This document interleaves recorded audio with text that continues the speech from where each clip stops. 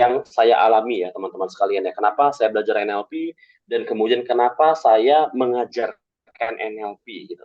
Ya, ini dia alasannya ya. Jadi cerita-cerita sedikit ya, biar lebih saling kenal lagi. Kata guru saya itu kalau misalnya bertemu dengan orang-orang baru dimanapun kamu berada, sebisa mungkin kenalkan diri. Kenapa? Dengan mengenalkan diri, mana tahu nanti suatu ketika ya kita berada di luar kota, oh ternyata saya berada di Palembang, saya berada di Pekanbaru, nggak sengaja berselisih, saling ketemu, saling menyapa, dapat saudara baru ya. Maka izinkan saya memperkenalkan diri saya dengan saya Coach Habib. Oke, dengan saya Coach Habib. Mohon di silent ya teman-teman sekalian ya. Oke. Nah, izinkan saya memperkenalkan diri saya dengan saya Coach Habibi. Oke, saat ini saya aktif di dunia pelatihan, di dunia pengembangan diri.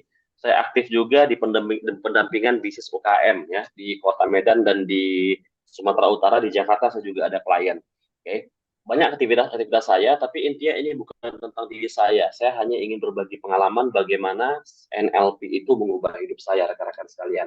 Jadi ceritanya tahun 2016 ya. Tahun 2016 pada saat itu saya udah benar-benar uh, berada tingkat terjenuh dalam karir pekerjaan saya gitu. Saya bekerja dengan posisi yang cukup oke sebenarnya ya. Kemudian kesejahteraannya sih kurang ya, kesejahteraan kurang, tapi posisi cukup oke di perusahaan tersebut. Saya membawahi lebih dari 1.500 sales people, ya, tenaga penjual di Sumatera Utara. Nah, dan pada saat itu teman-teman sekalian, saya benar-benar apa banget ya, benar-benar stres banget deh, pengen segera resign. Oke, kenapa? Karena kerjaan itu nggak ada selesai-selesainya gitu. Ya, mungkin teman-teman di sini sebagai seorang karyawan pada saat ini lagi stres-stresnya kerja karena belum selesai yang satu muncul lagi, selesai satu muncul lagi. Nah, NLP ini cocok buat Anda. Ya, kenapa? Karena itu ketika saya memutuskan saya pengen resign, bukan artinya saya mengajak Anda resign, bukan ya, tidak, tapi justru berkarir di dunia di pekerjaan Anda.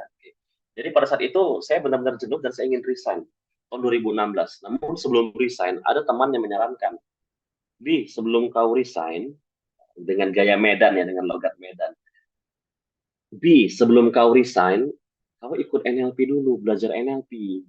Kalau kenapa, men? Karena ini pernyataan dia. Orang yang belajar NLP biasanya jadi hebat, jadi excellent. Dan orang-orang hebat itu biasanya belajar NLP. Siapa sih orang-orang hebat di Indonesia ini, motivator-motivator hebat atau pembicara-pembicara hebat? Let's say Tung Desem Waringin, beliau belajar NLP. Siapa lagi? Ayo, Mario Teguh, apalagi beliau belajar NLP. Ginanjar. Ari Ginanjar jangan tanya, beliau Argi master Ginanjar. NLP. Iya, beliau tuh bahkan buat kelas ISG NLP, ya. Ayo, jadi orang-orang hebat, pembicara-pembicara hebat, ya, itu belajar NLP katanya. Wow, akhirnya saya cari informasi tentang NLP teman-teman sekalian. Oke, dan ternyata belajar NLP itu mahal dan mesti ke Jakarta ketika itu. Ya, untuk kelas NLP sertifikasinya aja ketika zaman saya 25 juta. Di situ ada Pak Antonius Arif dan lain-lain gitu ya. Ada coach Hingrata Nikolai, ada coach Roni gitu. Wow. Jadi akhirnya saya jangankan biayanya tiket pesawatnya saya nggak mampu gitu ketika itu. Akhirnya saya tahan diri saya untuk resign. Demi apa? Saya belajar NLP dulu baru saya akan resign. Hingga akhirnya 2017 ada seorang coach mengisi training NLP di Medan, saya ikutin selama 4 hari ketika itu. Nah, setelah saya ikutin dengan harga yang lebih terjangkau, nah setelah saya ikutin nih, akhirnya saya putuskan tidak jadi resign. Oh, kenapa? Setelah saya belajar NLP, saya sadari yang salah itu bukan pekerjaannya, yang salah itu bukan lingkungan kantornya, oke? Okay? Yang salah itu adalah diri saya yang sering mencari alasan. Aduh, capek gua kerja di sini. Kenapa? Kata teman kan, aku pengen resign dah, gua pengen resign. Loh, kenapa? Iya, kerjanya nggak selesai-selesai. Bos saya marah-marah terus. Tuh kan, sering nggak kita ngomong begitu? Tim saya nggak ada yang peduli, tim saya kerja sendiri, tim saya sikut-sikutan, teman-teman sikut-sikutan. Tuh, tanpa disadari, semua alasan itu alasan-alasan yang saya buat dari luar. Padahal intinya adalah saya pengen resign itu mungkin saya sering menyalahkan, padahal bisa jadi sebenarnya itu kita nggak pernah berkaca bahwa segala sesuatu yang terjadi itu karena perilaku kita. Sehingga orang tersebut ngikut, sehingga kita dapat kerjaan terus-menerus, sehingga kita capek, kita banyak alasan. Begitu. Jadi setelah saya belajar NLP, saya sadar, ternyata yang perlu dirubah adalah mindset saya. Yang perlu saya perbaiki adalah perilaku saya. Untuk mengubah perilaku, yang pertama yang diperlukan ubah dulu mindsetnya. Dan di NLP ini loh, ternyata diajarkan bagaimana cara mengotak-atik mindset saya. Gitu. Nah, salah satu cara mengotak-atiknya dengan sebuah ilmu yang namanya reframing. Wah, ada namanya frame, ada namanya reframe. Frame itu kan sudut pandang. Oke. Nah, yang dilakukan adalah mengubah sudut pandang dari sisi yang berbeda. Dengan mengubah sudut pandang, maka saya dapat mengubah makna yang baru. Nah, selama ini, ya selama itu, ketika itu, saya menganggap yang namanya karyawan itu ya kerjaan yang disuruh-suruh sama atasan terus-terusan. Yang namanya karyawan itu adalah orang yang kerja pagi pulang malam, gaji pas-pasan. Oke, yang namanya karyawan itu adalah orang yang kalau zaman sekarang bahkan disebut dengan budak corporate, gitu ya. Jadi budak di sebuah perusahaan. Nah, jadi akhirnya yang saya lakukan apa? Mengubah sudut pandang. Nah, ini yang saya kasih tahu tipsnya ya. Kita belum mulai materi nih ya. Saya masih sharing aja nih ya. Nah, bagaimana cara mengubah sudut pandang? Nah, ini saya kasih satu tipsnya. Karena saya tahu bahwa kabar selama ini, oke, bagi saya karyawan itu adalah hal yang nggak bagus. Bahkan banyak trainer mengatakan, ah ngapain mau jadi karyawan, nggak bisa kaya, mending resign aja, kan begitu. Nah kalimat-kalimat yang sering muncul itu yang membuat belief saya bahwa, ah jadi karyawan capek, jadi karyawan tuh nggak bisa sukses, begitulah. Hingga akhirnya saya putuskan, saya ganti maknanya, saya ganti. Saya punya pikiran dan suka-suka saya mengaturnya, benar nggak? Sepakat ya teman-teman ya? Jadi kalau Anda belum bisa mengendalikan pikiran Anda, berarti selama ini Anda masih dikendalikan sama orang lain. Di situ saya sadar, NLP mengajarkan bagaimana kita mengendalikan diri kita. Kita nggak bisa mengendalikan orang lain.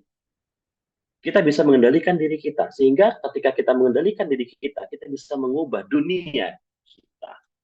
Jadi ketika saya menganggap bahwa karyawan itu suatu yang negatif, saya ganti maknanya. Maknanya apa? Saya menjadikan kata karyawan itu artinya karya dan one. Itu kan maknanya kan? Karya itu apa? Artinya menghasilkan. Berkarya. One itu artinya orang, laki. Kata ganti. Jadi karyawan adalah seseorang yang berkarya, yang menghasilkan. Yes, saya adalah karyawan. Orang yang menghasilkan, orang yang eh, berkarya. Nah, bagaimana saya bisa sukses? Ini reframingnya. Bagaimana saya bisa sukses di luar kalau di pekerjaan ini saja saya menyerah dengan keadaan? Ini salah satu caranya. Kita bisa berhak untuk mengotak-atik pikiran kita. Saya memikirkan begitu. Kalau aku gagal di sini, menyerah, resign dari sini karena banyak kali tekanan dan aku gak sanggup, maka dimanapun aku juga akan gagal. Karena setiap kesulitan yang kudapat itu adalah ujian. Dan aku tak akan naik kelas kalau ujiannya belum kuselesaikan. Jadi dimanapun Anda berada ketika Anda menyerah, Anda pindah ke suatu tempat, Anda akan bertemu dengan ujian yang sama. Anda mau naik SMA, misalnya kelas 3, Anda akan dapat ujian akhir di kelas 2. Kalau Anda gagal, Anda nggak bisa naik kelas 3. Tahun depan Anda akan mendapatkan ujian yang sama. Setuju? Jadi dalam dunia kehidupan juga seperti itu. Kok masalahku ini saja ya? Karena belum lulus ujian. Jadi mau pindah pun Anda, kalau ujian itu nggak lulus, Anda akan bertemu dengan ujian itu lagi. Nah, itu sudut pandang diubah. Ambil makna lain. Sehingga saya meyakini ini adalah ujian saya. Kalau saya gagal dimanapun, saya akan ketemunya lagi dan saya akan terus gagal. Bagaimana saya bisa bangun bisnis kalau bisnis orang di tempat orang aja aku nggak bisa? Bagaimana aku bisa berkarir di tempat lain kalau yang begini pun aku nggak bisa? Akhirnya saya tertantang. Nah, di NLP diajarkan bahwa setiap manusia itu punya sumber daya yang bisa dimaksimalkan untuk mencapai goal. Akhirnya setelah saya belajar NLP, saya sadari keluar semua potensi saya. Sehingga tidak ada satu pekerjaan pun yang tidak bisa saya selesaikan di sana. Karena saya meyakini saya adalah seorang yang berkarya. Mau nggak dihargai pun, aku tetap berkarya. Itu saya ubah sudut pandang saya. Saya bukan berharap pujian dari atasan, saya fokus kepada apa yang bisa saya hasilkan. Sehingga akhirnya ya banyak saya dapat reward, penghargaan, hingga ketika sudah dia tidak ada lagi tantangan di sana, baru saya putuskan saya keluar dari tempat tersebut. Tuh. Jadi siapapun Anda di sini, ketika Anda merasa tertekan, merasa banyak masalah, kemudian merasa atau dalam kondisi susah sekali mencapai goal, satu problemnya, Anda belum mampu untuk mengendalikan apa-apa yang ada di pikiran Anda. Dan pada kesempatan ini, izinkan saya, Coach Habibie, selama 1 jam ke depan akan mengajarkan kepada Anda bagaimana cara praktis untuk mampu mengendalikan pikiran Anda. Oke, ciri-ciri orang yang belum mampu mengendalikan pikiran ada apa-apa. Pertama, menyerah dengan keadaan. Udahlah, capek lah. Menyerah dengan keadaan. Yang kedua, selalu trauma dengan kejadian-kejadian yang lalu. Ada masa lalu yang membuat Anda seperti ini. Dan masa lalu itu belum diselesaikan. Makanya perilaku kita masih seperti yang dulu-dulu. Nanti akan saya ceritakan kenapa masa lalu itu berpengaruh pada diri Anda sekarang. Ketiga, tidak mampu mengendalikan pikiran, otomatis tidak mampu mengendalikan perasaan. Ya, ketika sedih sedikit-sedikit nangis, atau ketika tertekan sedikit-sedikit marah, ya kan? Atau mudah terpancing. Nah, itu ciri orang yang belum mampu mengendalikan pikiran. Nah, maka malam ini kita belajar dulu bagaimana cara kita mengendalikan pikiran. Dengan mengendalikan pikiran, kita bisa mengendalikan perasaan. Dengan mengendalikan perasaan, maka kita bisa mengendalikan perilaku kita. Seperti itu. Setuju, teman-teman sekalian? Jika sudah siap, maka silahkan ketik di kolom chat. Siap, siap, siap, siap, siap. Kita akan mulai. Oke, siap ya. NLP jadinya apa ya? Belum dimulai ya. Belum dimulai materinya, jadi masih pengantar aja. Oke. Oke, siap, siap, siap, siap, siap, siap. Baik, kita akan mulai teman-teman sekalian. Jadi apa itu NLP? Nah, jadi semakin tertarik ya kita ya, apa sebenarnya NLP? Yuk, kita akan mulai. Apa itu NLP? Nah, sebelum saya mulai, please tolong jawab pertanyaan saya teman-teman sekalian. Apa sih niat Anda belajar NLP malam ini? Karena saya meyakini ya, segala sesuatu itu dimulai dari niat. Ya, apa sih niat Anda belajar malam ini? Dan Anda akan mendapatkan apa-apa yang Anda niatkan. Boleh di kolom chat ya. Jadi kelas kita interaktif, kelas kita banyak prakteknya. Perubahan dalam diri, menambah pengetahuan, menambah. Agar lebih bisa mengendalikan diri, upgrade. Pak Tegen, wah Pak Tegen udah berkali-kali ikut kelasnya ini Pak Tegen ya. Pak Tegen Maharaja. Menjadi trainer, motivator yang keren. Oh keren, saya suka. Yuk yang menjadi trainer yuk, saya bantu ya. Jadi pribadi yang lebih baik persis seperti apa yang Abang sampaikan. Merasa stuck, bagus sekali ya. Mencari ilmu baru ya, ingin berubah, mengetahui, mengenal NLP. Dan nanti jangan terkaget ya bahwa bisa jadi selama ini Anda telah mengaplikasikan beberapa ilmu-ilmu NLP tanpa disadari ya. Memaksimalkan potensi ini sesuai dengan passion. Mengubah diri. Terima kasih. Baik, terima kasih jawabannya. Dan saya yakin pasti Anda belajar NLP buat diri Anda sendiri. Setuju ya? Kalau misalnya ada tadi ya, kalau misalnya ada ingin mengubah atasan saya, kayak kemarin ada ingin mengubah pasangan saya, ada yang begitu jawabannya ya. Please stop dulu. Malam ini kita belajar NLP buat diri sendiri. Ingin merubah lingkungan, nanti dulu ya. Kita belajar untuk diri kita sendiri dulu malam ini ya. Bisa ya? Nah, apa itu NLP? Kita akan belajar definisi NLP. Nah, cerita definisi NLP, saya lebih suka dengan sebuah cerita dulu teman-teman sekalian. Saya pengen cerita dulu. Dalam sebuah buku ya, Introduction of NLP, diberikan sebuah penjelasan ya untuk menjawab apa itu NLP, karena ada seorang anak bertanya pada bapaknya di buku tersebut. Bapaknya ini pakar NLP gitu ya. Jadi ada anak bertanya pada bapaknya. Ya, NLP itu apa sih? Gitu tadi ya. Teman-teman akan bertanya, ya NLP itu apa sih? Nah, si ayah bukannya menjawab, oh NLP itu adalah bla bla bla, enggak. Tapi yang dilakukan si ayah adalah begini. Nak, coba kamu ke kamar kakek. Tuh. Ya, ini ilmu parenting nih ya.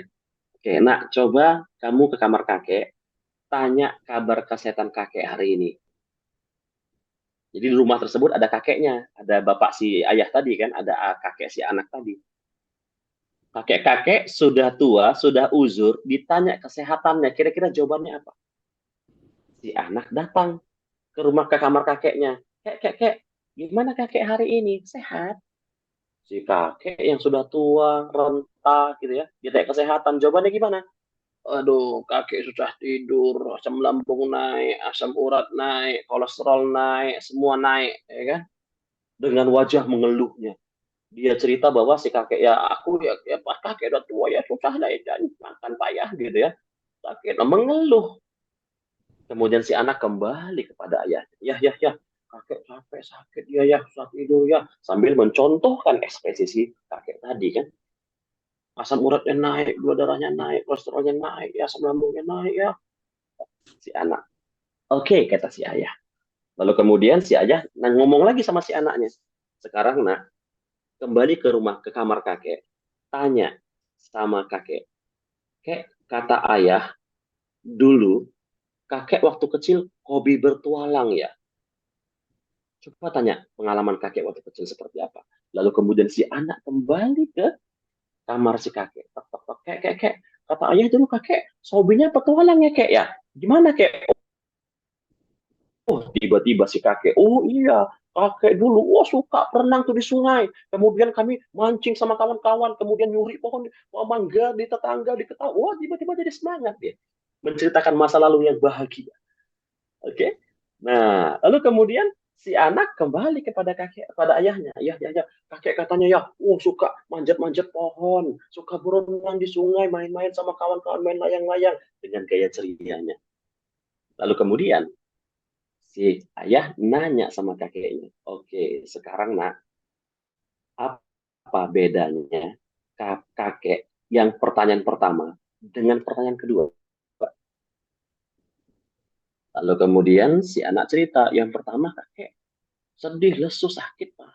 Yang kedua ya, dia semangat kakeknya ya. Nah, lalu si ayah ngomong, itulah NLP. Kamu mengubah perilaku seseorang, mengubah perasaan seseorang, mengubah sekondisi seseorang dengan kata-kata. Tangkap ya. Jadi NLP itu bagaimana Anda bisa mengubah pikiran Anda, mengubah perasaan Anda, mengubah tindakan Anda dengan cepat. Dengan apa? Kata-kata. Makanya NLP itu merupakan sebuah singkatan. Ya, NLP itu merupakan sebuah singkatan. N itu, ya, N itu kepanjangannya adalah neuro. Oke, ini dia. N itu kepanjangannya neuro. Nah, jadi dia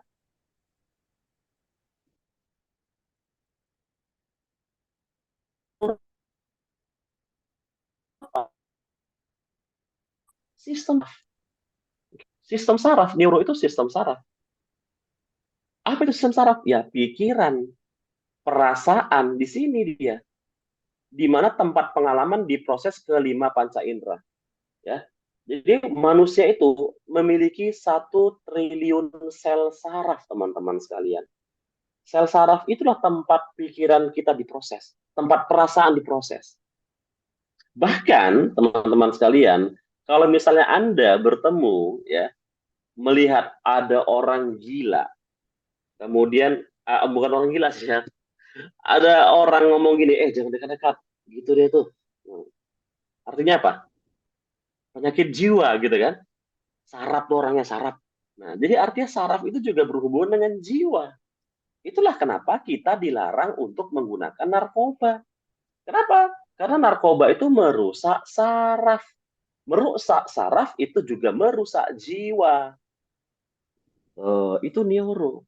Nah, linguistik itu artinya sistem komunikasi verbal dan nonverbal. Lihat nih, sistem komunikasi kata-kata. Tuh, mengubah seseorang dengan komunikasi. Mengubah seseorang dengan kata-kata. Komunikasi ada dua, verbal dan nonverbal. Verbal itu lisan dan tulisan, nonverbal adalah isyarat atau simbol. Nah, jadi teman-teman sekalian, oke, antara NLP, Neuro Linguistic Programming, kalau Anda baca buku yang namanya Neuro, kata-kata NLP, Neuro dengan linguistik itu dikasih tanda penghubung, bukan tanda spasi, tapi tanda penghubung. Artinya apa? Antara neuro dengan linguistik itu tidak bisa dipisahkan. Satu-satunya cara untuk mengubah pikiran seseorang, untuk mengubah perasaan seseorang, untuk mengubah jiwa seseorang itu dengan linguistik, dengan bahasa, dengan kata-kata. Sekarang mari kita buktikan, kita praktek teman-teman sekalian ya. Nah, jawab dengan cepat, oke? Jawab dengan cepat. Apa yang langsung muncul di pikiran Anda ketika Anda membaca kalimat ini? Anto digigit anjing. Silakan jawab dengan cepat. Boleh diketik, boleh langsung ngomong. Silakan. Sakit, Pak. Anto sakit. Oke, apa lagi? Sakit, sakit, Menangis. sakit. Anto digigit anjing, sakit. Menangis. Oke, good, bagus. Menangis, Rabies. yes, menangis. Ada lagi? Rabies. Aduh, teriak. Oke, bagus. Lari kabur. Lagi digigit lari kan, nyangkut anjingnya. Oke, sakit, takut. Apa lagi? Marah, yes. Satu lagi, boleh silakan. Ketakutan, yes. Oke, terima kasih. Ya, trauma sama anjingnya. Oke, Anda trauma sama anjing? Ini Fornisa pernah ikut kelas sebelumnya? Alumni atau peserta baru nih, Fornisa? Biar saya bantu untuk menghilangkan trauma anjing sekarang. Nanti ya, di sesi akhir. Air liur, ngeri. Oke, baik, terima kasih teman-teman sekalian. Nah, itu baru satu kalimat. Anto digigit anjing. Langsung muncul di pikiran Anda. Udah pernah ikut ya. Sesuatu dimuncul di pikiran Anda gitu. Yang langsung bayang anjingnya, terbayang air liurnya, terbayang gigitannya, atau Anda merasa sakit di bagian tubuh tertentu gitu kan saat ini, atau marah ya. Saya pernah trauma dengan anjing karena pernah dikejar anjing, oke. Ada kata-kata aduh, ada melihat terluka, oke, nggak masalah. Sekarang langsung jawab dengan cepat, oke. Langsung jawab dengan cepat ketika Anda membaca kalimat ini. Anjing digigit Anto. Monggo. Tak mungkin. Anjing nggak mungkin. Apa lagi? Oke, heran ya. Saya terherman-herman gitu. Anjing Aneh. digigit Anto. Aneh. Anjing ya, aneh. Oke. Lucu. Lucu ya. Antonnya orang dalam gangguan jiwa, nggak habis pikir jadi ketawa ya. Lucu, langsung ke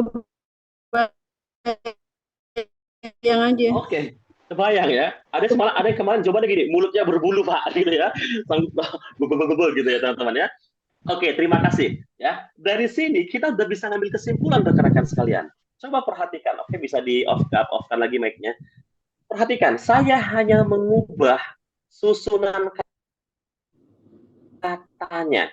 Anto anjing dengan anjing digigit Anto. Mengubah pola bahasa saya. Yang terjadi apa di pikiran Anda? Dari yang hal negatif, sakit, teriak, menjerit, trauma, menjadi hal yang positif, ketawa, lucu, aneh. Benar ya? Terbukti bahwa kata-kata sangat mempengaruhi hidup kita. Contoh lagi, contoh. Saya kasih contoh. Oke, saya kasih contoh. Langsung jawab dengan cepat. Oke ya. Boleh bebas pakai mic, boleh pakai ketik. Apa yang muncul di benak Anda ketika Anda mendengar kata begini? Aduh, ini bisa, tapi sulit. Ini bisa diselesaikan, tapi sulit. Apa yang muncul di pikiran Anda? Ribet. Oke, bagus. Apa lagi? Ruwet. Iya, ruwet. Apa lagi? Kayaknya harus kerja keras nih, Coach. Kayaknya hanya kerja keras, ruwet, ya kan? Lama, berat. Ada yang bisa, pasti bisa ya. Bisa, tapi sulit. Oke ya. Malas ngerjakannya, nggak mudah. Oke, terima kasih. Sekarang saya ganti. Ya, ini sulit, tapi bisa. Ya, ini sulit, tapi bisa. Nah, kira-kira apa yang langsung muncul di benak Anda? Optimis. Gampang, kan? Sulit, tapi bisa. Hanya mengganti kata-katanya. Maka pikiran Anda berubah, perilaku Anda juga berubah. Kerjakan, yes. Ada yang misalnya ngomong sama Anda, ada teman Anda datang, aduh bro, kenapa sakit kepala gua bro? Gua banyak masalah nih. Apa yang muncul di benak Anda ketika dia ngomong begitu? Gua banyak masalah nih. Gua ada masalah nih. Gak usah banyak deh, satu aja. Gua ada masalah nih. Capek. Langsung capek ya kan? Aduh, anak ini ya. Oke. Malas ngeluh melulu. Oke, saya ganti kalimatnya. Waduh bro. Waduh besti. Gua ada persoalan ini. Ayo, gimana? Saya ganti masalah dengan persoalan. Keren. Langsung gitu. Hah? Pengen tahu ya, pengen nyelesain ya. Penasaran. Karena soal berarti ada jawaban kan? Iya benar. Oke, saya ganti lagi. Aduh bro, gua ada tantangan nih. Ayo. Apaan tuh gitu, Coach? Makin Tahu karena semangat pengen tahu Kepo. Benar kan? Iya, jadi kata-kata ini sangat berpengaruh kepada tubuh Anda. Bahkan ada sebuah buku, Word Can Change Your Brain. Kata-kata bisa mengubah otakmu loh katanya. Maksudnya apa? Struktur otak kita, genetik kita bisa berubah. Kalau di live atau di offline saya praktekkan, saya buktikan tuh. Anda yang kuat menahan sesuatu ketika Anda mengucapkan suatu kata-kata negatif dengan mudah Anda akan lemah. Tapi nggak bisa saya praktekkan di sini karena mesti saya orang lain kan langsung tanya kayak gitu tadi. Ini tentang kewarasan. Ya. Oke. Nah, ya. Jadi kata-kata itu sangat berpengaruh. Nah, NLP itu adalah bagaimana kita ya. Oke, sebentar. Di sini ada NL, Neuro Linguistic, P-nya belum saya jelaskan ya. Nah, P-nya itu artinya apa? Program. Oke. Jadi neuro itu tadi sistem saraf, yakni pikiran dan perasaan. Linguistik sistem komunikasi. Programming itu apa? Kemampuan untuk memprogram. Jadi NLP adalah bagaimana kita memprogram diri kita, memprogram perilaku kita, memprogram pikiran kita, memprogram perasaan kita dengan verbal atau non-verbal, dengan kata-kata, dengan komunikasi. Selesai. Gampang ya? Itu yang dilakukan oleh si ayah kepada anaknya tadi ketika nanya, apa itu NLP ya? Kamu tanya kakek kabar kondisi kakek. Gimana, sehat kayak? Aduh, gimana ya? Oke. Coba satu lagi. Apa persepsi Anda ketika saya nanya begini sama Anda? Saya WA. Permisi, apa, Bang, gitu, atau Kak, atau Bro, apa kabar? Sehat? Oke, persepsinya apa? Persepsinya mungkin Anda berpresi, saya nanya kabar, kan gitu. Lalu gimana kalau saya ganti kalimatnya begini? Halo, Bro, apa kabar? Sehat kan, Bro? Apa persepsi yang muncul? Ketika Anda mendapatkan kalimat itu, sehat kan? Seolah-olah ada yang ingin Anda lagi sakit kan? Yes. Sehat kan? Beda dengan apa kabar, sehat. Dengan apa kabar, sehat kan? Tuh. Jadi teman-teman sekalian, artinya satu kata, 2, 3 digabungkan itu bisa berpengaruh pada diri kita. Maka NLP itu sebenarnya adalah bagaimana kita mengotak-atik pikiran kita dengan kata-kata. Jadi inti dari NLP, mulailah kita mengubah kata-kata kita. Itu tuh yang pertama.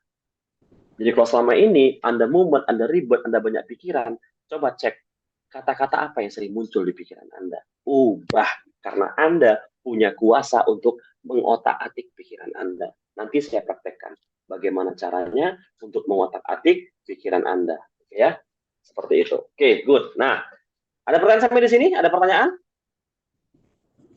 Oke, jika nggak ada, kita lanjut, boleh ya? Oke, kita lanjut ya. Oke, karena waktu sangat terbatas.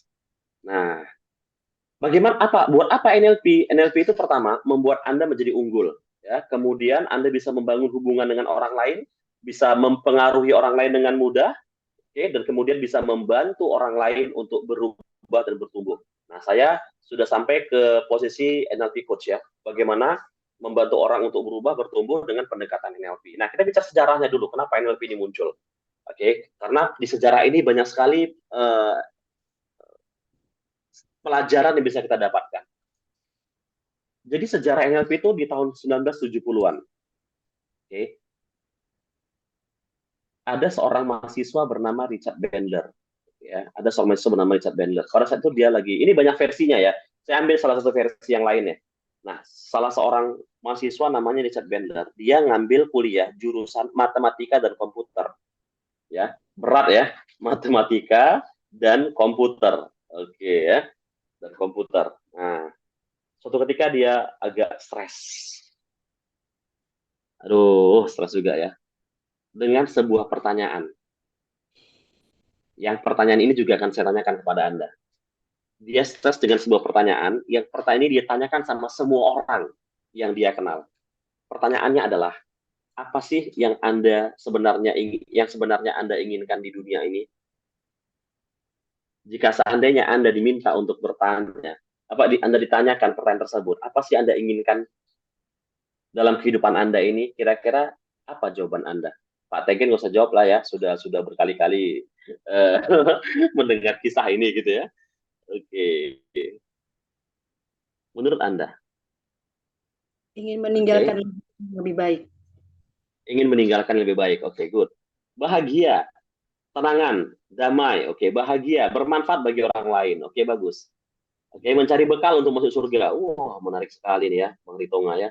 Hidup nyaman, mati tanpa hutang, tempat kembali yang tidak memalukan, dan tidak menghinakan, ingin bermanfaat buat yang lain. Keren, mantap. Oke, nah, bagus. Terima kasih atas jawaban-jawabannya. Sebelum saya lanjutkan, saya menjawab, Coach, slide-nya nggak di-share di grup, nggak ya, karena kita free, kita nggak bagi slide-nya, kita juga nggak bagi rekamannya. Tujuannya apa? Biar teman-teman serius belajarnya.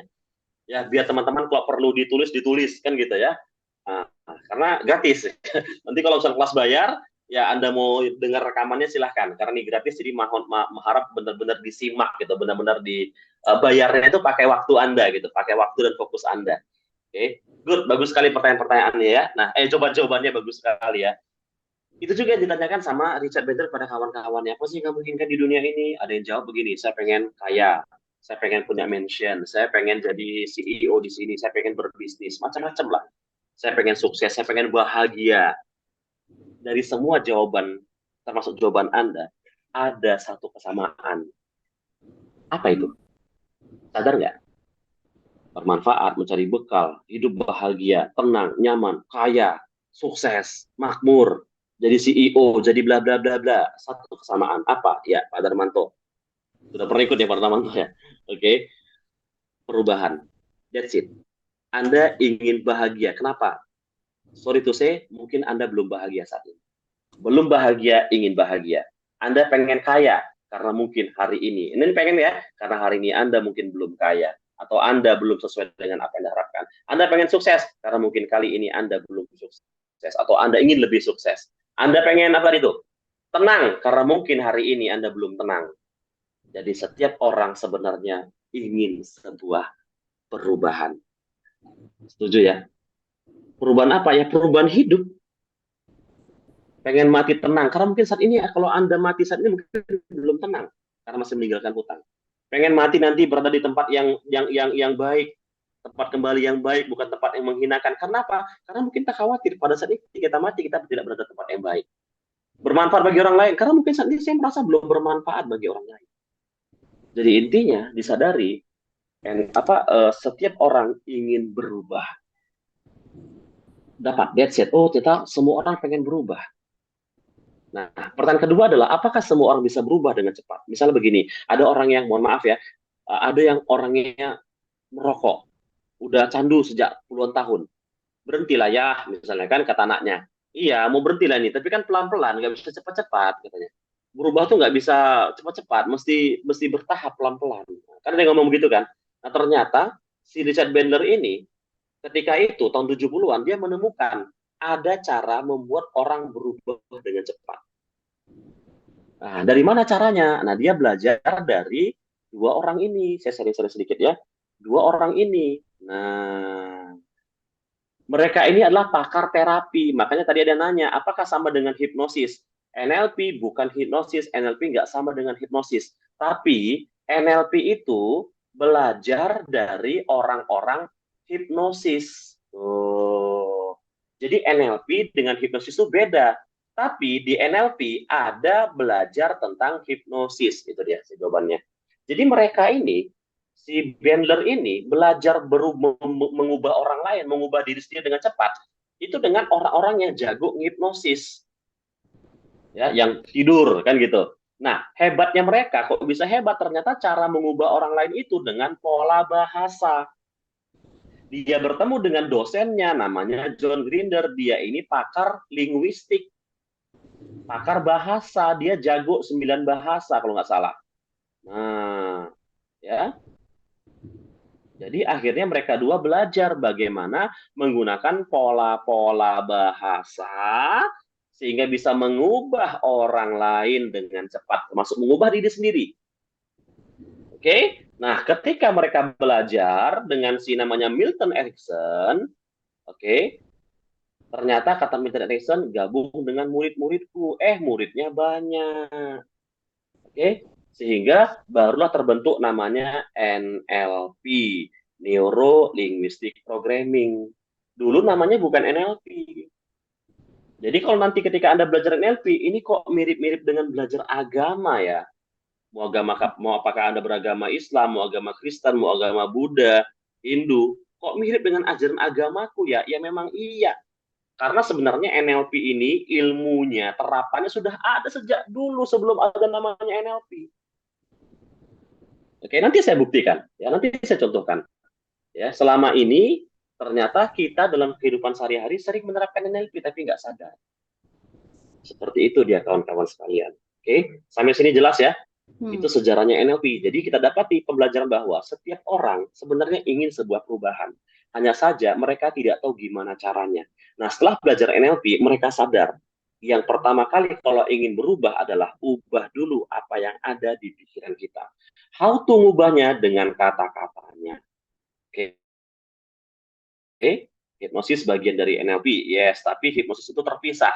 Ya, hipnosis itu dengan NLP ilmu terpisah. Bahkan secara teoritis ilmu hipnosis ada duluan baru muncul NLP. Makanya orang-orang NLP ini belajar hipnosis. Jadi kalau makanya orang setelah belajar NLP biasa mereka belajar hipnosis. Setelah orang belajar NLP karena ilmunya sangat baik jika digabungkan kedua-duanya. Begitu kawan-kawan sekalian. Oke, nah itu sejarahnya. Nah, kita belajar bagaimana cara mengubah pikiran kita, mengubah mindset kita. Nah, cara mengubah mindset adalah kita pelajari dulu bagaimana cara seseorang mengolah informasi. Kita ketahui dulu bagaimana cara kerja pikiran kita. Nah, ini inti dari materi kita, teman-teman sekalian. Oke, inti dari materi kita. Nah, bagaimana cara pikiran kita bekerja? Bagaimana kita mengolah sebuah informasi? Nah, perhatikan saya. Kita mulai fokus ini ya. Baik. Jadi ada dua dunia dalam hidup ini. Nih ya, saya singkat aja ya. Ada di dunia ini, dalam kehidupan, kita kenali istilahnya dua dunia. Yang pertama adalah dunia eksternal. Disebut dengan external event. Dunia eksternal adalah segala sesuatu yang kita lihat, kita dengar, dan kita rasa di luar. Oke, contoh dunia eksternal itu, ya, misalnya Anda lagi jalan melihat ada kecelakaan, itu dunia eksternal. Saat ini Anda sedang melihat diri saya di laptop, itu dunia eksternal. Saat ini mungkin Anda mendengar suara angin atau itu dunia. Oke. Nah, yang kedua ada namanya dunia internal. Oke, disebut dengan internal map. Nah, ya, dunia internal itu apa? Segala sesuatu yang ada dalam pikiran Anda. Contoh, dunia internal yang tadi. Coba apa yang muncul, gambar si Antonya seperti apa, gambar anjingnya seperti apa, proses tergigitnya seperti apa, ada suara-suaranya, bener ya? Mana Anto digigit anjing? Gak ada kan? Ada di pikiran Anda. Itu dunia internal. Oke, saya minta sama-sama, tolong ya. Hadirkan di pikiran Anda sebuah jeruk. Sudah? Oke, saya tolong jawab. Warna apa jeruk yang ada di pikiran Anda? Orange. Orange. Orange. Yang lain? Orange. Hijau. Ada yang hijau. Ayo, ada yang hijau. Apalagi? Saya ke warna merah ya. Hijau. Ada. Hijau, Mas orange. Gusti pegang jeruk ya. Itu warna apa, Mas? Kuning apa orange, Mas? Kuning bisa melon. Ayo, jeruk. Saya warna merah nih, jeruk Shanghai. Pernah saya lihat tuh. Warna pink. Ada warna hitam, udah busuk jeruknya. Nah, pertanyaannya adalah, coklat mau busuk gitu ya, Pak Darmanto ya. Pertanyaannya adalah, jeruk siapa yang benar? Semua benar. Semuanya benar. Semua benar. Semua benar. Kok bisa benar semuanya? Persepsi Kalau dia masih muda, Coach. Apanya? persepsi masing-masing. Maksudnya Persepsi masing-masing. Oke. Good. Semuanya benar berdasarkan pengalaman Anda yang sering beli jeruk atau lihat jeruk atau makan jeruk. Lihat jeruk, Coach. Anda sering beli jeruk pasti warna kuning. Alasannya apa? Biar manis gitu ya. Di Medan ada namanya jeruk, nggak tahu di tempat lain juga pasti ada ya. Di jeruk Brastagi itu warnanya rata-rata warna hijau tapi manis, tipis kulitnya. Ya, saya sering belanja kalau di Medan ada namanya supermarket Brastagi. Itu ada jeruk sangkai warna merah. Tuh. Ada yang warna orange, Ida, ada yang warna casan dah. kuning. Ya, sampai itu. Casan Umi. Oke. Nah, ada artinya Di apa? situ di meja. Jeruk Oh, di yang sana di Anda kamar Akif, sebutkan tadi itu berdasarkan siapa ini? Sudah saya. Nah, sebentar izin saya mute lagi. Oke, nah, ya berdasarkan pengalaman Anda, benar ya teman-teman sekalian kan? Dan seandainya saya debat nih sama Bang Gusti, Bang, jeruk itu warna merah, Bang. Oh, enggak lah, warna kuning. Jadi perdebatan kan? Padahal semuanya based on experience. Itulah muncul hukum pertama di NLP ini, teman-teman sekalian. The map is not the territory. Peta bukanlah wilayah sesungguhnya. Itu istilah. Peta bukanlah wilayah sesungguhnya. Kalau seandainya saya buka Google Maps, lalu saya ketik kota Jakarta. Pertanyaannya, apakah di Google Maps ini adalah Jakarta? Saya buat kota Jakarta. Oke. Pertanyaan saya, apakah ini Jakarta? Nih, apakah ini Jakarta? Bukan, ini bukan Jakarta. Ini hanyalah gambaran kota Jakarta, kan gitu. Nah, maka pertanyaan saya, apakah yang di pikiran Anda benar? Belum tentu. Yang ada di pikiran Anda hanyalah gambaran based on your experience. Jadi ketika terjadi perdebatan, kira-kira apa yang perlu Anda lakukan? Anda bantah?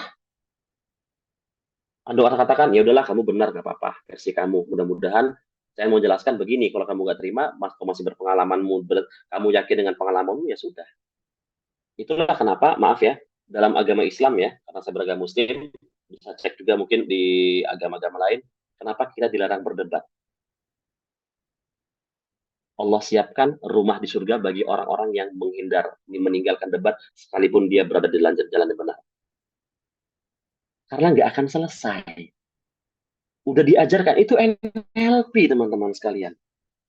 Bahwa setiap orang punya persepsi dunia internalnya.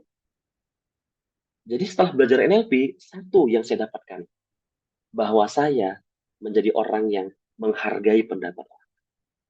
Dulu saya rakyat debat, kalau saya nggak saya nggak sepakat, saya akan berontak, saya akan bantah. Tapi sekarang, berarti dia punya persepsi seperti itu. Berarti dia mungkin belum pernah tahu kalau ada jeruk warna merah. Ya udah nggak apa-apa, dia benar kok. Karena dia belum tahu. Kalau dia tahu, kira-kira bisa berubah nggak pikirannya? Bisa. Itu namanya reframing. Ya, jadi kalau ngotot-ngototan, kenapa ngototnya? Karena memang dia belum tahu, atau jangan-jangan kita yang belum tahu. So hentikan aja. Oh ya begitu ya, nanti saya cari tahu dulu. Selesai. Win-win solution kan? Udah dapat satu pelajarannya. Bahwa ternyata setiap orang punya persepsi yang berbeda-beda. Pikiran kita adalah mesin pencipta persepsi. Kita bebas memuat persepsi apapun based on experience kita. Dan pikiran kita itu yang sering kita anggap paling benar. Padahal di luar sana lebih luas. Makanya kalau seandainya saya ibaratkan, dunia eksternal adalah segala sesuatu di luar pikiran Anda. Dan dunia internal adalah yang hanya ada di otak Anda yang sebesar ini saja. Kira-kira sebenarnya besaran mana? Dunia eksternal atau dunia internal? Dunia eksternal kan? Tapi kenapa seringkali kita menganggap kita lah yang paling benar sedunia? Jadi salah satu hal yang membuat kita terhambat dalam hidup, yang membuat kita tidak mampu mencapai goal kita, yang membuat kita tidak berubah, karena kita menganggap kita lah yang paling benar. Kita menganggap kita lah yang paling menderita. Kita menganggap kita lah yang paling nggak punya kemampuan untuk menyelesaikan masalah ini. No. Belum tentu semua apa yang Anda pikirkan benar. Anda katakan, aduh nggak bisa. Belum tentu yang Anda pikirkan Anda nggak bisa itu benar. Dan jangan kepedean pula. Makanya tidak suka, orang nggak suka dengan orang kepedean. Kepedean itu terlalu pede ya. Jatuhnya sombong kan. Sombong itu artinya apa? Menolak kebenaran, meremehkan orang lain. Jadi kalau misalnya kita sering ngomong, Allah, baru gitu aja. Tuh, anggap kita lah yang the best. Gimana? Menarik? Kita lanjut? Lanjut. Ada pertanyaan? Asik ya? Oh iya juga, iya pula, gitu ya kan? Oke, kita lanjut. Ya. Berarti kalau pengen ngerubah diri kita, caranya dengan merubah pikiran kita ya, Coach ya? Ya, pertanyaannya gimana cara ngubah pikiran kita kan gitu. Ya kan? Nah ini nanti belum selesai ya. Masih panjang nih. Kalau sampai jam 10 boleh ya? Boleh. Cara praktis kendalikan pikiran gampang, cara praktis kendalikan pikiran ya. Gini. Jadi brain bender ya atau mind bender. Ya, jadi avatar ya, buat garis di sini sam gitu ya. Enggak, nanti kita lanjut ya. Oke. Nah, ya. Ya. Kan tadi bilang harus menghargai pendapat orang. Ya. Nah, kadang-kadang kita di lingkungan kerja kita harus selalu menghargai pendapat atasan, tapi atasan kadang-kadang agak sedikit keliru gitu. Kita maksudnya tidak beda persepsi dengan kita. Kita berdasarkan pengalaman atau berdasarkan data, tapi kadang-kadang atasan selalu menganggap kita ada sedikit salah ataupun harusnya seperti ini. Itu gimana Coach menyikapinya? Oke, menyikapinya. Gitu aja. Jadi ketika dia ngomong, iya Pak, oh ya benar, oke, iya kan aja, oke Pak. Namun Pak, boleh nggak Pak saya kasih sudut pandang yang berbeda Pak? Izin Pak, boleh nggak saya ngasih sudut pandang yang berbeda? Oke. Kalau diizinkannya ngomong. Jadi Pak, berdasarkan ini, begini Pak. Oke. Ini begini Pak. Sesuai dengan goal kita yang begini kan gitu. Anda kasih data kan? Biar dia tahu, sehingga dia bisa mengubah, oh iya juga, ternyata enggak. Oh enggak, begini aja. Oh ya Pak, nggak apa-apa Pak, kita jalankan yang itu. Rupanya nggak berhasil. Oke? Ya. Kan gitu misalnya, rupanya nggak berhasil. Balikkan ke dia. Lah Pak, ini kan dari Bapak, saya bilang. Udah nggak apa-apa. Jadi salah, Anda merasa bersalah? Ya enggak. Simpelnya begitu aja teman-teman. Sikapinya gitu, iya kan aja, biar dia senang. Karena kalau ada enggak Pak, soalnya begini, Anda aja kalau saya sanggah pasti marah. Iya kan dulu. Nah, dan jangan gunakan kata tapi. Bener Pak. Tapi. Iya. Nah, kalau ada yang kata-kata tapi, maka kata kerja salah. Kamu ganteng tapi bau, berarti kamu nggak ganteng sebenarnya. Maka ganti dengan kata-kata dan. Nah, ini pengaruh bahasa. Bener Pak, saya setuju dengan pendapat Bapak. Dan dari saya sendiri Pak, boleh nggak kasih tambahan Pak? Kan dia seolah-olah nggak dibantah kan? Betul. Bener nggak? Kalau iya betul. Pak, tapi gini Pak, dari data kita udah Anda bantah, tapi nggak suka, Anda juga nggak suka dibantah. Bener Pak, saya setuju Pak. Dan dari data saya Pak, begini Pak. Jadi alangkah baiknya kalau bisa begini gimana Pak? Atau kita kembali ke pendapat Bapak, pakai saya aja katanya. Udah biarkan aja. Oke, itu yang kita pakai Pak ya. Oke, Anda siap. jalankan. Makasih. Kalau berhasil ya Makasih bagus, kalau kalau nggak berhasil, iya. Kalau nggak berhasil, balikan ke dia. Ini kan dari Bapak. Selesai. Izin nanya, Kita juga nggak merasa bersalah. Pertanyaan terakhir, silakan. Izin dari Rafa Palembang. Ya, silakan. Iya. Kalau seandainya posisinya kita misalnya sebagai sales gitu loh, ini coach. Sedangkan kalau sales itu kan harus meyakinkan orang bahwa produk kita memang bagus dan yang lain gitu. Nah, tapi kalau dia punya framing sendiri tentang produk kita bahwa produk kita nggak bagus itu gimana tuh, coach? Saya nggak pernah saya nggak pernah. Saya 7 tahun melatih 1.500 sales people di Sumatera Utara. Saya nggak sebutkan perusahaan apa. Saya nggak pernah mengatakan produk kita yang paling bagus. Cara membuat orang membeli produk Anda adalah dia tuh suka sama Anda. Maka bangun hubungan baik. Nah, di NLP, tapi nggak di sini saya jelaskan. Itu namanya NLP practitioner. Oke, NLP practitioner. Itu kalau di kelas online sama saya, itu sampai 12 kali pertemuan. Satu pertemuan 2 jam minimal. Anda kalikan berapa jam itu ya? 24 jam itu belajar sama saya selama 1 bulan. Itu ada namanya rapport building. Bagaimana cara membangun kedekatan sama orang lain dengan cepat, sehingga dia merasa nyaman sama Anda. Produk apapun Anda sampaikan, dia akan terima. Dia beli bukan karena produknya, dia beli karena Anda. Jelek pun produk Anda, kalau dia percaya sama Anda, dia bakal beli. Nah, di NLP diajarkan bagaimana cara melakukan pendekatan yang halus, yang smooth dengan mereka. Di sini nggak saya bahas ya. Oke, di sini nggak saya bahas. Jadi kita nggak bisa mengatakan produk kita yang paling bagus. Ya, namanya ciptaan manusia itu nggak ada yang sempurna. Yang sempurna hanyalah rokok ya, rokok sempurna. Oke. Oke, kita lanjut materi kita ya. Itu ya, arahannya seperti itu. Tidak pernah saya katakan produk kita yang paling bagus. NLP yang saya ajarkan bukan yang paling bagus, masih ada yang lebih bagus lagi. Tapi kalau Anda nyaman dengan saya, Anda bisa ikut NLP kelanjutan sama saya, kan gitu ya kan? Oke, siap. Thank you. Benar ya? Oke, kita hanya baru belum sampai 1 jam kita bertemu. Gimana perasaan Anda dengan saya? Sudah nyaman kan? Seperti itu. Kalau nggak nyaman, mungkin sudah keluar dari tadi. Kan gitu, kawan-kawan sekalian ya. Nah, jadi posisinya apa? Buat nyaman dulu. Biar apapun yang Anda sampaikan akan diterima sama orang lain. Seperti itu. Oke? Good, kita lanjut materinya. Ini teman-teman, lanjut dulu materinya, Coach. Siap, fokus dulu. Kalau saya emang suka langsung dipotong, boleh. Nggak masalah sebenarnya. Tapi karena waktu terbatas, kita lanjutkan. Karena panjang nih. Izin sampai jam 10. Oke? Nah, jadi segala sesuatu. Jadi internal event, apa yang di pikiran kita, itu akan masuk. Jadi, maaf, saya ulangi lagi. Internal event ini masuk berdasarkan segala sesuatu yang pernah kita lihat, pernah kita dengar, pernah kita rasakan.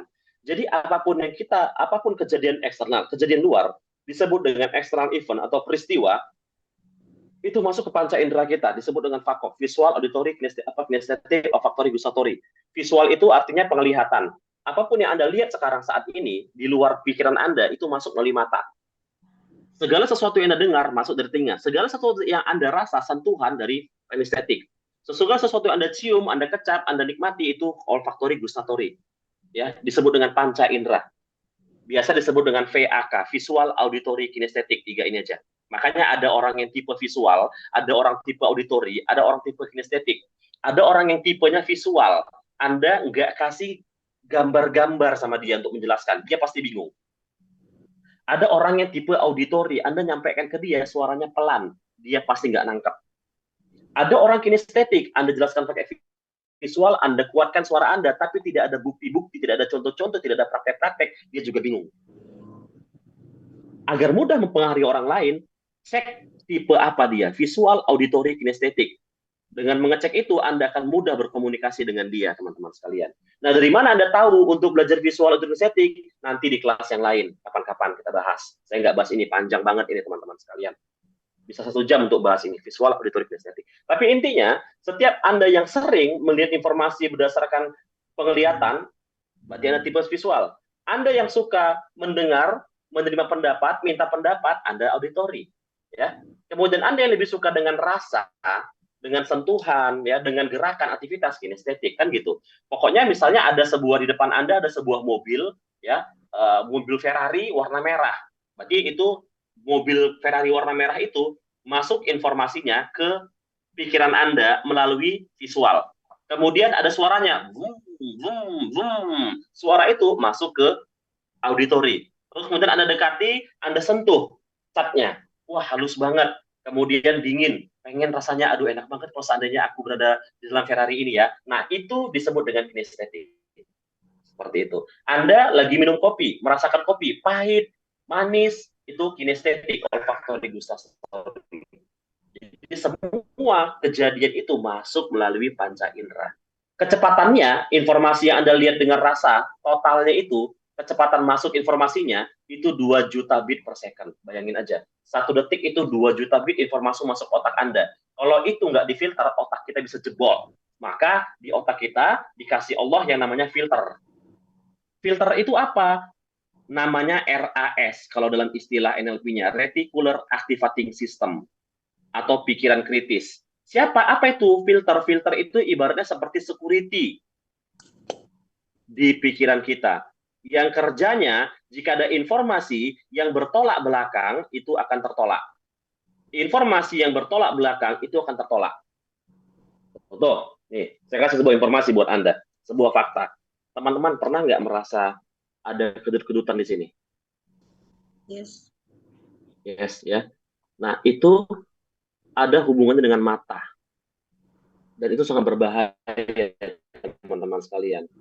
Untuk menyembuhkannya, oke, Anda ambil, mohon maaf ya, Anda ambil air seni Anda, tampung, kemudian teteskan. Itu obat anti stroke. Oke, apa yang muncul di pikiran Anda ketika saya menyampaikan informasi ini? Jijik. Heran, mana mungkin, kan gitu kan, nggak masalah, gitu ya. Itulah keras, itulah area, itulah kritis. Jadi setiap manusia ada pikiran kritisnya yang dia akan menolak informasi ketika informasi itu tidak sesuai dengan apa yang sudah Anda miliki. Itu bohong ya, itu bohong tadi ya. Itu bohong, jangan percaya. Ya, jangan percaya, itu cerita bohong tadi ya. Oke, contoh misalnya begini, teman-teman sekalian, tentang selama ini kita ditipu oleh NASA, bumi itu bukan bulat ternyata. Bumi itu peta, teman-teman sekalian. Apanya coach ini gitu ya? Itu pikiran kritis. Jadi pikiran kritis adalah segala sesuatu, perang ya, ya, kampret. Nah, jadi pikiran kritis adalah segala sesuatu yang dikritisi, ya, ditolak sama pikiran Anda. Bagus. Bagus. Apa saja fungsi pikiran kritis? Ada banyak kerja-kerjaan si filter tadi. Saya bahas 3 saja. Yang pertama, delete. Delete itu artinya apa? Dia menghapus segala sesuatu yang nggak penting. Ini Anda nggak sadar nih. Langsung terfilter. Setiap detik kita akan memfilter informasi-informasi. Dia menghapus segala sesuatu yang tidak penting bagi Anda. Contoh misalnya. Saya tanya sama Ibu Lady Rida Anggra ini. Bu, 2 hari ini udah keluar nggak? Ada. Dari kemarin sampai malam ini, ada berapa orang yang Anda lihat pakai baju warna merah? Banyak, Pak. Bingung. Banyak ya, berapa? Bahkan Anda mungkin baru sadar kalau saya pakai baju warna merah. Atau mungkin belum sadar? Sadar, Pak. Benar ya? Iya, kenapa? Karena bagi Anda, orang yang pakai baju merah itu nggak penting. Jadi sekalipun Anda lihat ada orang pakai baju merah, langsung dihapus sama si filter tadi. Paham ya?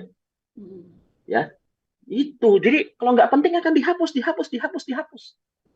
Berapa banyak hari ini Anda lihat orang pakai jam tangan di sebelah kanan? Karena nggak penting dihapus, padahal ada orang lihat lewat. Berapa banyak hari ini Anda melihat orang naik motor Beat, Honda Beat yang paling banyak di Indonesia? Tapi Anda hapus karena nggak penting. Tapi sebaliknya, sorry to say, misalnya Anda punya pengalaman begini, teman-teman sekalian. Anda punya pengalaman begini. Duh, keren banget ya NMAX ini ya. Cakep modelnya. Pengen saya. Entah kenapa ketika Anda ngomong begitu, di mana-mana Anda lihat NMAX lewat. Betul. Keren banget ya Mitsubishi Expander yang ini ya. Apalagi yang warna merah. Pengen banget, suka kali aku. Kalau ada duit mau aku beli ini. Entah kenapa ketika Anda ngomong begitu, di mana-mana Anda lihat Expander warna merah. Benar? Benar. Dan Anda baru sadar ternyata tetangga Anda sudah pakai sejak 3 bulan yang lalu. Kenapa baru sadar sekarang? Apakah selama ini tiba-tiba dia ada hilang mobilnya? Enggak. Kok bisa? Karena ketika Anda mengatakan, bagus ya, pengen ya, maka filter tadi ngomong kepada mata, telinga, dan semuanya. Bilang begini, itu expander penting.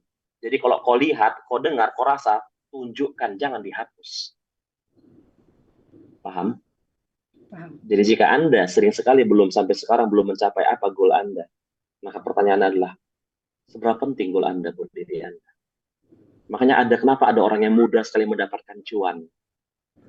Karena dia fokus kepada cuannya, sehingga segala sesuatu yang berhubungan dengan cuan akan mudah terlihat sama dia, akan mudah terdengar sama dia, akan mudah terasa sama dia. Kenapa ada orang yang banyak kali masalah? Karena dia fokus pada masalah. Sehingga matanya, pendengarannya, perasaannya akan connect dengan hal-hal yang berbau dengan masalah. Kenapa ada orang yang selalu punya solusi? Karena bagi dia solusi itu penting. Sehingga matanya, telinganya, perasaannya mudah sekali untuk menemukan solusi. Paham ya? Itu NLP. Jadi bisa saja hidup Anda sampai sini kok nggak ada ya solusi dalam hidupku. Karena Anda bukan fokus di solusinya, Anda fokus di masalah. Kenapa ya sampai sekarang aku belum bisa mencapai goalku? Karena goal Anda tidak ada di pikiran Anda, sehingga yang dikata pikiran itu nggak penting. Sehingga ketika nampak pun terhapus. Ketika terdengar pun di belakang ada orang ngomong, terhapus. NLP. Jadi kalau ada orang yang sering lupa, berarti artinya apa? Bagi dia itu nggak penting. Oke, nah, lanjut ya. Oke, ada juga namanya distorsi. Distorsi itu menghubung-hubungkan, dan generalisi itu artinya menyamakan. Contoh, semua laki-laki sama brengsek. Semua motor sama hemat. Aku juga ada pernah buat itu, gitu ya. Sama aja itu. Itu mengeneralisir. Dan saya nggak bahas ini lebih dalam. Kalau teman-teman pengen lebih dalam lagi bahasannya, nanti bisa ikut kelas saya. Saya buka kelas tanggal 20 berapa ya? Hari Minggu tanggal 27. Teman-teman boleh ikut kelasnya. Ini akan saya bahas lebih dalam ya. Oke. Nah, sedikit informasi. Ras ini mulai muncul di usia 7 tahun, 5 sampai 7 tahun. Ini sedikit ya, khususnya buat parent. Ini ilmu parenting ya. Atau kok kenapa ya hidupku begini gitu ya. Ini penyebabnya. Jadi ada tadi saya katakan namanya internal. Tadi ada external event, ada namanya internal map, peta. Ingat, peta, map. Manusia itu ketika lahir, petanya belum ada. Lalu kemudian peta itu terbentuk. Peta itulah jalan hidup kita. Itulah internal map, itulah mindset, itulah belief. Itu disebut dengan internal map, peta hidup kita. Belum ada, lalu kemudian dia terbentuk. Terbentuk kapan? Usia 0 sampai 5 tahun. Bahkan usia golden age di 3 tahun. Itu adalah usia di mana semua apa yang kita lihat, semua apa yang kita dengar, semua apa yang kita rasa menjadi perilaku kita di masa depan. Semua membentuk peta hidup kita. Peta tahu kan jalan ya. Oke, ada anak, mohon di keep ya. Ada anak minta sama mamanya, "Mak, minta ini," nggak dikasih, nangis-nangis, kemudian akhirnya dikasih. Kemudian besok-besoknya minta lagi, nangis-nangis, kemudian dikasih. Apapun diminta sama si anak itu dikasih sama orang tuanya. Hingga orang tuanya, udahlah, pokoknya kalau menangis pun nggak akan kukasih. Suatu ketika si anak minta sesuatu, nggak dikasih, nangis-nangis, nggak berhasil, menjerit. Sampai yang lain orang tuanya malu, ya kan? Akhirnya dikasih. Lalu apa yang berikut terjadi ketika si anak minta sesuatu, nggak dikasih, nangis, apa yang dilakukannya? Menjerit. Dikasih lagi kan? Menjadi bentuk, menjadi pola. Sehingga suatu ketika orang tuanya ngomong, mau jerit pun nggak akan kasih. Suatu ketika si anak sama lagi, minta sesuatu, nggak dikasih, nangis, nggak dikasih, menjerit, nggak dikasih, guling dia. Apa yang terjadi? Karena orang tuanya malu dilihat orang, dikasih. Sehingga anak berpikir, pokoknya apapun yang ku minta, aku akan melakukan berbagai macam cara agar dikasih. Nah, ketika dia besar, ketika dia jadi pejabat, ketika dia menginginkan sesuatu, nggak dapat, guling-guling nggak deh? Enggak, tapi apa yang dilakukannya? Aku akan melakukan berbagai macam cara yang penting yang aku inginkan didapat. Menjadi perilaku, teman-teman sekalian. Ada anak kecil, disuruh joget-joget, usia 2 tahun, joget-joget, yang lain ketawa, bahkan kasih duit. Tersimpan di pikirannya. Ada pesta di tetangga, ikut joget-joget dia. Disenangin orang, tersimpan. Sehingga dia berpikir, kalau ada musik, aku joget-joget, orang terhibur. Bahkan aku bisa dapat duit. Sehingga nanti ketika dia besar, ketika dia butuh uang, kira-kira apa yang dilakukan? Ada peta pengalaman itu yang muncul tanpa dia sadari. Based on experience yang tanpa dia sadari ketika dia kecil. Menjadi perilaku dia saat ini. Itu yang lebih. Jadi perilaku Anda saat ini. Sifat Anda. Jalan hidup Anda. 90% tercipta berdasarkan diri Anda di usia 5 tahun ke bawah. Karena pada saat itu, apapun yang Anda terima tidak terfilter karena belum ada filternya. Lalu usia 5 tahun ke atas, barulah si anak sering nanya-nanya kan, ya ini apa? Ma, ini apa? Kok gini, Ma? Kok bisa begini? Mulai nanya kan? Karena sudah mulai ada filternya. Hingga usia 7 tahun filternya menebal. Oke, itulah kenapa dalam agama Islam, ajarkan anakmu sholat usia 7 tahun. Kalau 10 tahun nggak mau, dikasih pukulan halus. Kenapa? Karena di usia itu sudah mulai berontak. Semakin usianya makin besar, filternya makin tebal. Makanya orang tua paling susah dinasihati. Ketika dinasihati, nolak filternya. Kau tahu apa? Aku udah tua, ada pengalaman. Benar? Nah, di NLP diajarkan bagaimana cara menembus filter tersebut. Tapi nggak saya ajarkan sekarang. Nanti di kelas berikutnya kalau Anda mau ikut. Seperti itu, karena panjang. Ya. Oke, nah. Nanti bonus lah saya kasih beberapa tipsnya untuk menghancurkan filter itu ya, teman-teman sekalian ya. Nah, jadi, oke, kita kembali ke sini. Nah, kita nggak bicara filternya, kita bicara proses cara kerja pikiran kita ya. Nah, saya ulang lagi. Oke, nah jadi segala informasi yang masuk ke pikiran kita, itu akan difilter dulu ya.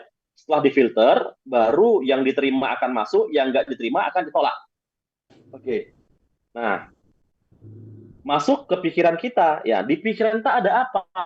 Nah ya, jadi ada banyak filter-filternya kita nggak bahas. Nah, setelah informasi kejadian, contoh, let's say misalnya begini, kejadiannya atasan Anda, ya, kita contohkan, atasan Anda punya atasan, Anda punya pasangan misalnya ya, atau siapapun lah, lagi marah,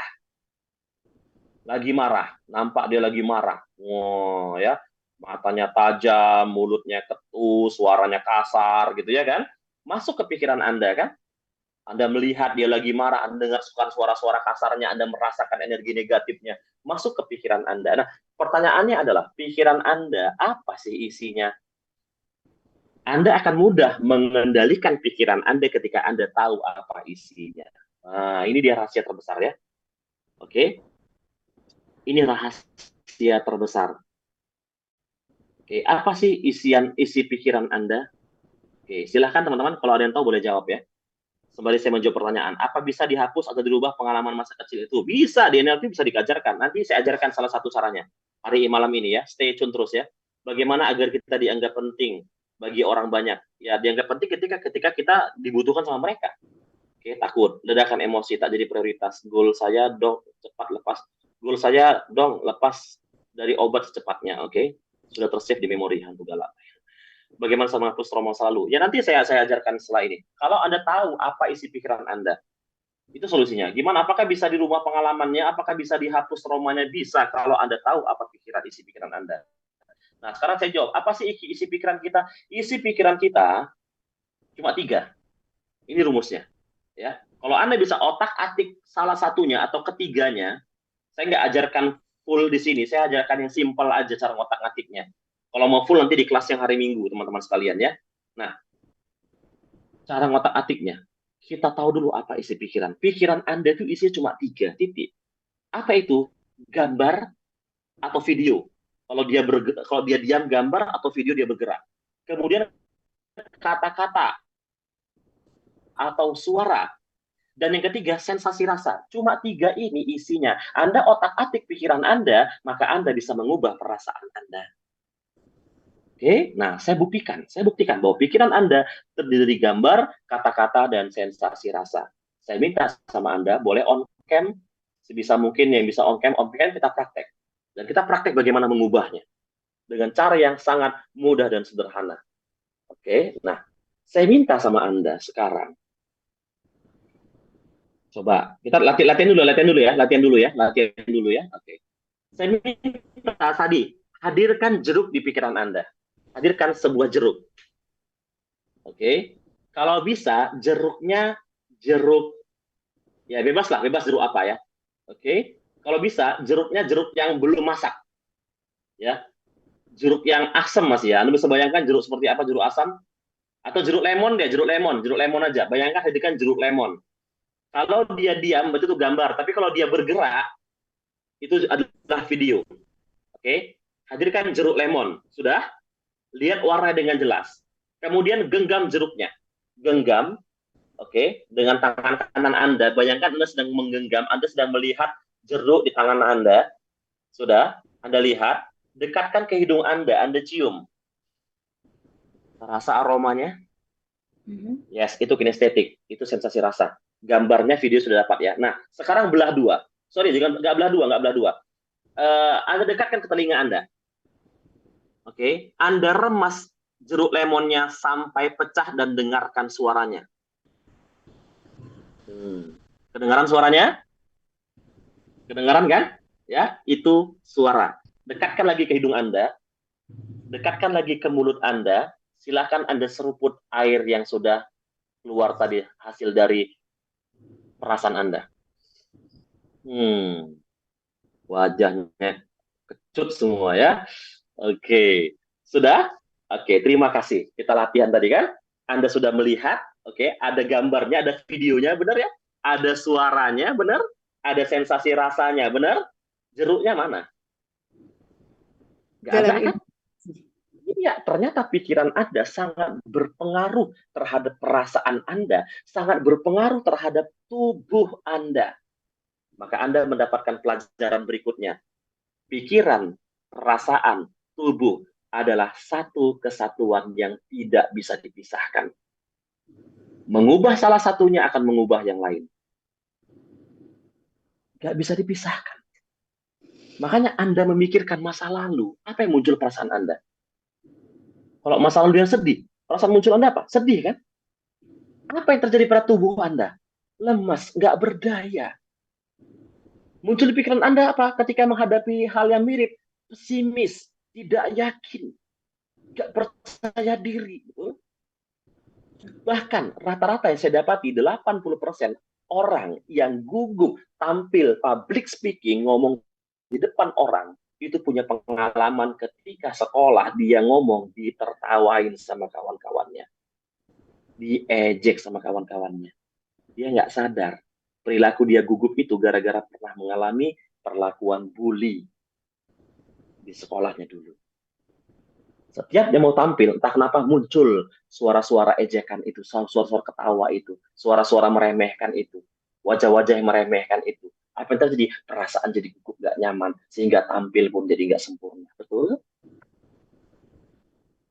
Pertanyaannya, ketika Anda membayangkan sesuatu, bentuknya mungkin gambar atau film ya, benar kan? Ada suara-suaranya, benar ya? Rasanya juga ada ya. Nah, sekarang kita coba otak-atik gitu. Kita belajar otak-atik. Oke? Nah, latihan lagi ya. Kita latihan dulu ya. Oke, saya minta kembali hadirkan buah jeruk. Bebas jeruk apa? Bebas jeruk apa? Kita latihan lagi. On cam bisa mungkin. Saya ingin melihat wajah Anda. Bayangkan sebuah jeruk. Hadirkan sebuah jeruk. Bebas warnanya apa? Sudah? Sudah? Ya. Sekarang saya minta tolong buat jeruknya berwarna hitam putih. Gambarnya dibuat jadi hitam putih. Ya, apapun yang muncul di pikiran Anda, jeruk ada tangan Anda atau apapun, lagi di meja atau apapun, buat dia hitam putih. Sudah? Sudah? Kemudian jauhkan gambarnya. Dibuat jauh dan dibuat jadi kecil. Bisa? Bisa? Selamat. Sudah cukup itu saja. Ya, untuk selanjutnya bisa ikut di kelas hari Minggu ya. Oke. Sudah, buka mata boleh silakan. Itu Anda sudah bisa ngotak-atik kan gambarnya kan? Nah, sekarang kita otak-atik suara. Oke, Anda boleh pejamkan mata Anda. Oke, silahkan Anda hadirkan suara lagu yang Anda suka. Boleh, bebas apapun itu. Hadirkan lagu yang Anda suka apapun itu. Sudah, kalau sudah boleh ngangguk. Oke.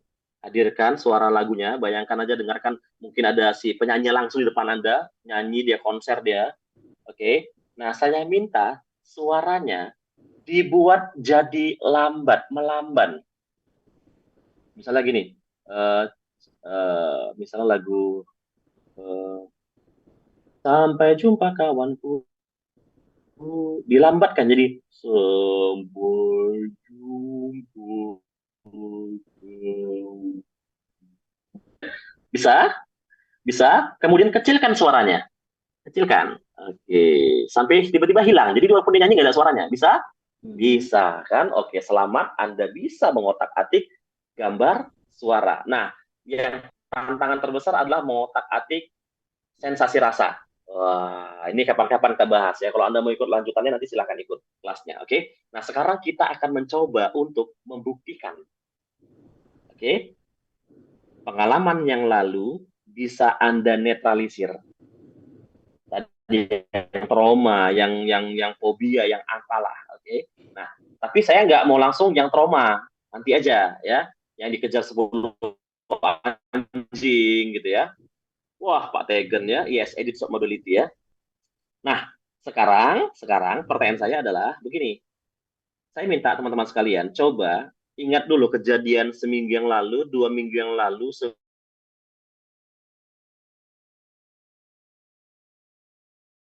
sebulan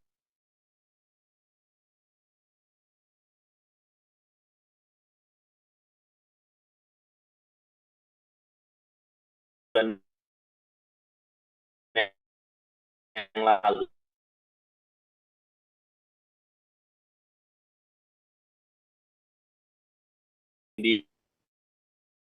Direndah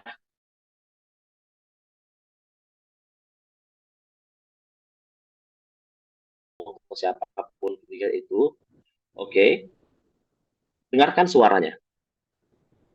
Tapi nggak tahu kenapa, tiba-tiba suaranya makin lama makin pelan hingga di-mute-kan. Jadi walaupun dia ngomong, walaupun ada suaranya, Anda nggak dengar. Bisa? Boleh Anggu, kalau Anda sudah memute-kan suaranya. Oke, jadi dia ngomong aja atau kejadiannya begitu tapi nggak suaranya, sudah? Nah, sekarang saya minta, entah kenapa, tiba-tiba sambil kejadian itu, Anda mendengar suara seperti ini.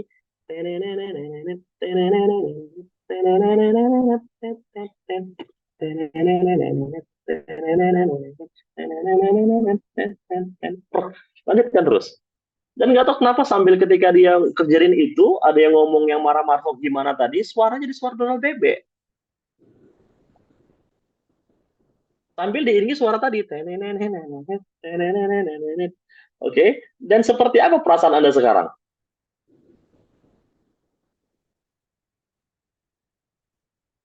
Lebih santai. Gimana? Lebih santai. Oke. Nah, sekarang coba dengan cepat ingat lagi kejadiannya.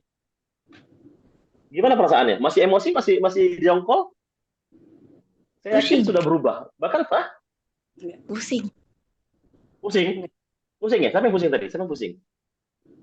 Masih. Oh, yes ya? Masih. Mana? Hah? Pusing atau masih? Pusing ya. Pusing bagus. Ya, berarti otak Anda sudah diacak-acak ya.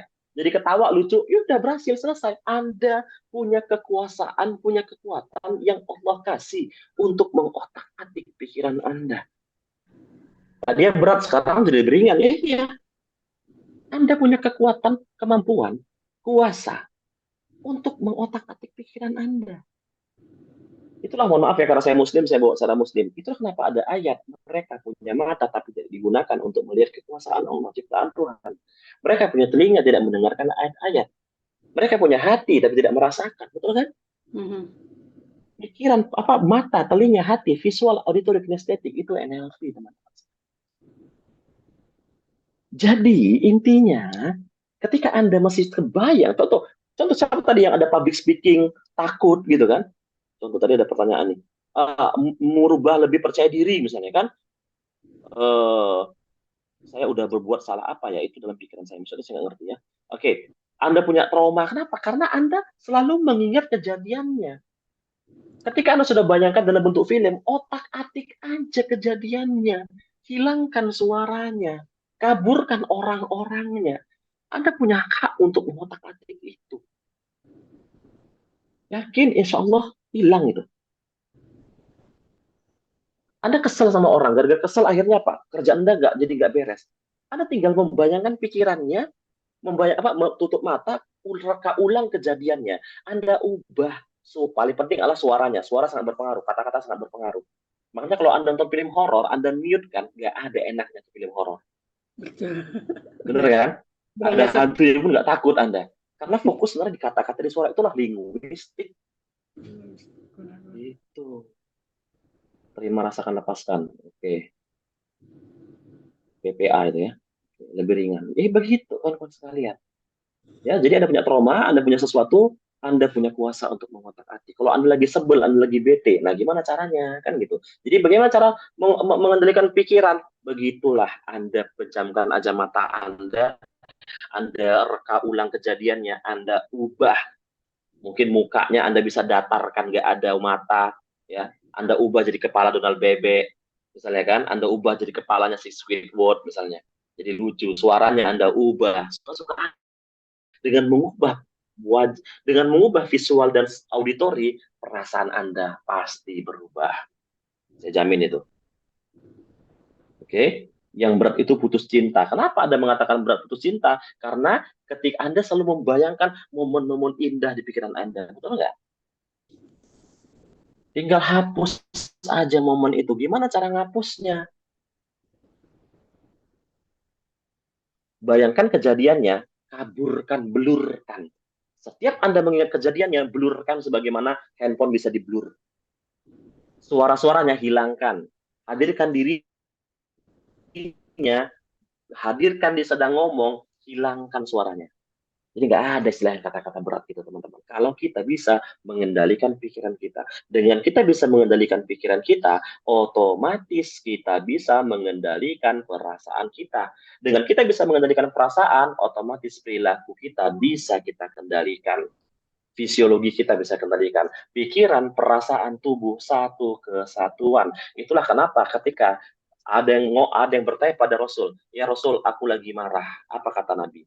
Kalau kau marah dalam keadaan berdiri, duduk. Kau marah dalam keadaan duduk, tidur, baring. Marah masih juga, wudhu, sholat. Lihat, marah itu apa? Emosi. Tapi disuruh ngapain? Duduk, berdiri, duduk, baring. Itu apa? Gerakan fisik. Paham ya? Gerakan fisik, teman-teman sekalian. Jadi kalau Anda lagi bad mood, Anda lagi bete, ngapain? Olahraga. Gerakan fisik itu akan mengubah perasaan Anda. Anda lagi bad mood, jalan-jalan. Bukan istinya healing-healing, enggak. Anda lagi banyak pikiran, tenangkan perasaan dengan apa? Beribadah, pikiran Anda dengan tenang. Anda banyak pikiran, jalan sore, pikiran Anda juga lebih tenang. Jadi mengubah ketika Anda banyak pikiran, ubah perasaan, ubah gerakan tubuh Anda. Anda punya perasaan nggak nyaman, ubah pikiran Anda positif, ubah tubuh Anda. Anda lagi sakit, nggak bisa banyak bergerak. Kan gitu kan? Biasanya perasaannya gimana? Sedih kan? Sedih ya? Anda mainkan pikiran Anda. Aku sakit ini artinya maknanya lagi dihapuskan dosaku. Aku lagi sakit ini artinya tubuhku lagi sayang sama aku, peduli, ngasih tahu bahwa kau butuh istirahat. Aku lagi sakit ini menunjukkan artinya apa? Aku bukan makhluk yang hebat. Aku pasti butuh istirahat. Jadi sakit ini maknanya bagiku adalah hal yang positif. Biarkan aku istirahat hari ini, besok aku akan sembuh. Apa yang terjadi pada tubuh Anda? Anda pasti akan lebih segar. Ini yang pengalaman yang terjadi ketika saya COVID. Saya cukup mengatakan saya sehat, saya hebat, saya kuat. Saya sehat, saya hebat, saya kuat. Sembuh dengan cepat, teman-teman sekalian. Jadi itu. Yang lagi galau, lagi stres, perbanyak olahraga. Karena fisik Anda itu akan menetralkan perasaan Anda dan menetralkan pikiran Anda. Dan sebaliknya, teman-teman sekalian. Begitu. Nah, dengan Anda mengubah itu, maka apa yang terjadi? Oke, pikiran Anda akan menghasilkan perasaan, akan menghasilkan sebuah tindakan, perilaku Anda. Perilaku Anda akan menghasilkan sebuah kehidupan Anda. Itulah disebut nasib Anda. Oke? Saya ulangi lagi, contoh kasus. Atasan Anda marah-marah sama Anda. Oke? Masuk ke pikiran Anda lihat dia marah, suaranya nggak senang, Anda jadi marah juga. Kenapa? Karena Anda merasa bahwa harga diri Anda dilecehkan. Oke? Karena Anda juga ikut marah. Oke? Fisik Anda jadi berontak. Akhirnya Anda balas. Bos, jangan gitu. Saya bla bla bla bla bla bla bla bla bla. Anda balas. Akhirnya Anda dipecat. Itulah nasib Anda. Sebaliknya setelah Anda belajar NLP, bos Anda marah-marah. Masuk ke pikiran Anda. Di pikiran Anda, oh tenang, udah biar aja, dengar aja, dengar aja. Anda lihat dia, Anda ganti mukanya jadi benar bebek. Suaranya Anda buat lucu-lucu. Perasaan Anda jadi lebih tenang. Oke bos, terima kasih. Oh iya, iya, iya, iya. Anda perbaiki. Akhirnya Anda bagus. Anda malah naik jabatan. Nasib Anda tergantung dari pikiran Anda. Anda hanya bisa mengubah apa-apa yang ada di sini. Anda tidak bisa mengubah apa-apa yang di sini. Kebanyakan orang kecewa, sakit hati, apalagi putus asa karena dia sok-sokan, kalau orang Medan mesok gitu ya, seolah-olah merasa hebat kali bisa mengubah hal-hal yang di luar dari kehidupannya. Anda nggak bisa mengubah sesuatu yang tidak bisa Anda kendalikan. Yang bisa Anda ubah hanyalah sesuatu yang bisa Anda kendalikan. Apa yang bisa Anda kendalikan? Pikiran Anda, perasaan Anda, tindakan Anda. Anda nggak bisa berharap, aku ingin atasanku baik sama aku. Nggak bisa. Yang memutuskan baik tidaknya dia. Tapi Anda bisa memutuskan, saya akan begini, begini, begini, begini. Dengan harapan atasan suka dengan saya. Walaupun atasan saya nggak suka dengan saya, nggak masalah. Yang penting fokusku adalah yang ini. Saya ingin membahagiakan istri saya. Saya ingin membahagiakan suami saya. Saya ingin membahagiakan orang tua saya. Saya ingin membahagiakan anak saya. Tidak bisa, saya katakan. Karena kebahagiaan itu mereka yang putuskan. Makanya kita sering kecewa. Kebahagiaan itu mereka putuskan. Jadi apa? Itu bukan kendali Anda. Kebahagiaan orang lain adalah kendali mereka. Anda hanya bisa mengendalikan apa-apa yang bisa Anda kendalikan. Apa itu? Perilaku saya akan berbuat baik. Saya akan membantu istri saya dalam rumah tangga. Saya akan melakukan ini kepada orang tua saya. Saya akan begini kepada anak saya. Fokus sama ini aja yang bisa Anda kendalikan. Dengan harapan mereka bahagia. Kalaupun nggak bahagia mereka, itu urusan mereka. Karena aku fokus kepada yang 4 ini. Selesai hidup ini, teman-teman sekalian. Jangan gantungkan kebahagiaan Anda kepada orang lain. Gantungkan kebahagiaan Anda, kedamaian Anda, ketenangan hidup Anda pada diri Anda sendiri. Seperti itu, teman-teman. Oke, gimana? Menarik? Sehingga saya dapat menyimpulkan dari pembelajaran kali ini, selain kita sharing-sharing ya, pembelajaran kali ini, kesimpulannya pertama, NLP itu adalah sebuah ilmu psikologi praktis, bagaimana mengubah perilaku seseorang dengan cepat, dengan kata-kata, oke?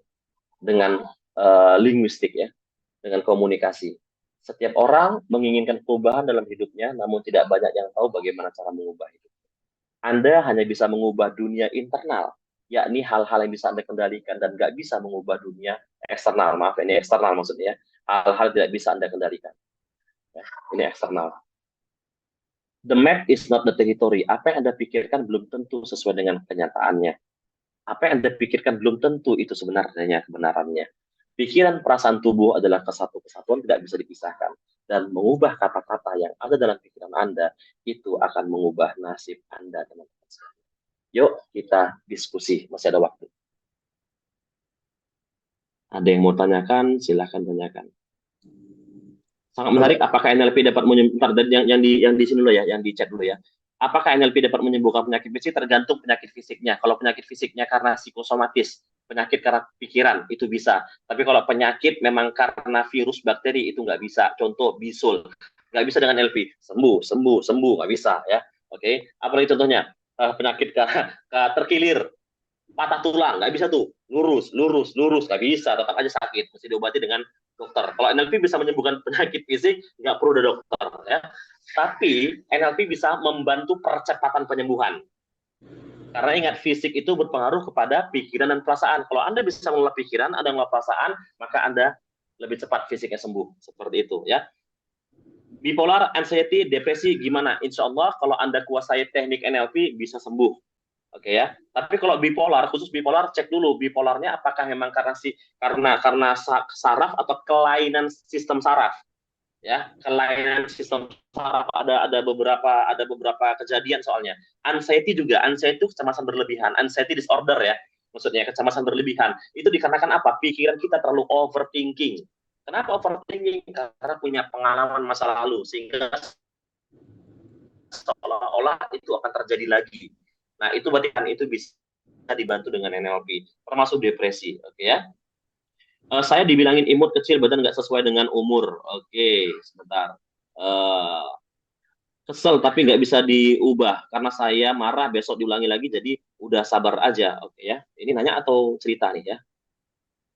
Tolong Mas, kapan ada NLP practitioner? Nah, ini saya mau jelaskan sedikit ya. Mbak Lady, bagi dong yang dimakan. Berat yang diputusin. Oke. Baik. Adakah kelas remaja coach anak saya sulit mengingat nama orang karena menurutnya mereka tidak penting dan akhirnya pergaulannya kurang baik? Oke, sulit mengingat nama orang itu ada faktor teman-teman sekalian. Ya, ada faktor. Contoh seperti saya termasuk orang yang agak sulit mengingat nama karena memang saya dari struktur otak saya otak ada kecerdasan otak saya adalah otak kanan atas. Otak kanan atas itu cirinya memang sulit untuk memori jangka pendek, sulit. Dia sering lupa memang, ya, bukan penting. Tidak seperti itu. Kalau penting tetap tipikal orang yang seperti itu tiap nama. Sulit menghafal nama, ya. Oke, terus kemudian yang kedua, memang SMA ya saya nggak ada kelas remaja, saya kelasnya umum ya teman-teman ya, izin mohon maaf ya. Terus mensugesti dengan LP karena kecil bisa tidak? Bisa. Ada ini saya kasih bonus ya. Saya kasih bonus materi terakhir ya teman-teman. Jadi jangan keluar dulu. Saya kasih bonus cara menembus pikiran kritis tadi ya. Termasuk mensugesti anak kecil. Apa dengan mengubah isi pikiran kejadian masuk bisa hilang? Enggak. Jadi kejadian tidak hilang, tapi emosinya yang hilang. Oke. Tetap akan teringat. Apalagi bagi Anda itu berkesan. Tapi ketika Anda mencoba mengingatnya, emosinya nggak ikut. Contoh kayak misalnya Anda trauma dengan anjing karena pernah dikejar 10 ekor anjing. Jika dihancurkan beliefnya, traumanya, Anda kalau diminta untuk mengingat kembali kejadiannya, Anda masih ingat, tapi ketakutan tuh nggak muncul, gitu. Biasa aja, diperbaiki emosinya. Oke. Untuk mengubah orang away jadi toward gimana dalam mengejar goal? Nggak bisa. Ya. Kalau orang away, ya tetap away. Kalau orang toward, ini teman-teman nggak paham, nggak apa-apa, dilewati aja ya. Ya nggak bisa. Lah pola klasik membuat orang toward termotivasi. Karena itu disebut dengan meta program. Jadi manusia itu, maaf ya, sedikit saya singgung kalimat ini ya. Setiap manusia ada program-programnya. Anda belajar di praktisioner nanti. Kalau Anda yang menghindar, Anda tinggal menggunakan kalimat motivasi agar dia semangat. Bukan mengubah dia away jadi tolak, nggak bisa. Itu memang sudah cara kerja pikiran dia ya. Oke, yang nggak ngerti nggak usah lewatin aja penjelasan itu ya. Intuiting neocortex, coach. Wih, ngerti ya. Kita sebagai makhluk sosial sering diperhadapkan keinginan besar untuk selalu terima di lingkungan apapun. Itu bisakah? Kita sebagai manusia diperhadapkan keinginan besar untuk diterima di lingkungan apapun. Saya nggak ngerti maksud pertanyaannya. Mungkin bisa diperjelas. Nah, sedikit tadi, apakah ada kelas praktisioner? Saya ada kelas NLP praktisioner, tapi belum saya lakukan, mungkin di bulan September atau Oktober. Nah, saya ada kelas di tanggal 27 nanti. Apa itu? Kelas NLP for Personal Excellence namanya. Ya, namanya kelas NLP, sambungan dari kelas ini ya, namanya Personal Excellence. Oke, apa itu Personal Excellence? Jadi ini dia teman-teman sekalian. Sedikit saya share bagi teman-teman yang ingin tahu ya. Jadi teman-teman boleh ikut. Apa yang akan dipelajari kan begitu.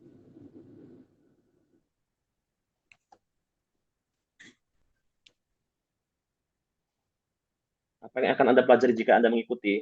Sebelum saya jelaskan bagaimana cara mensugesti atau mengalahkan pikiran kritis tadi ya.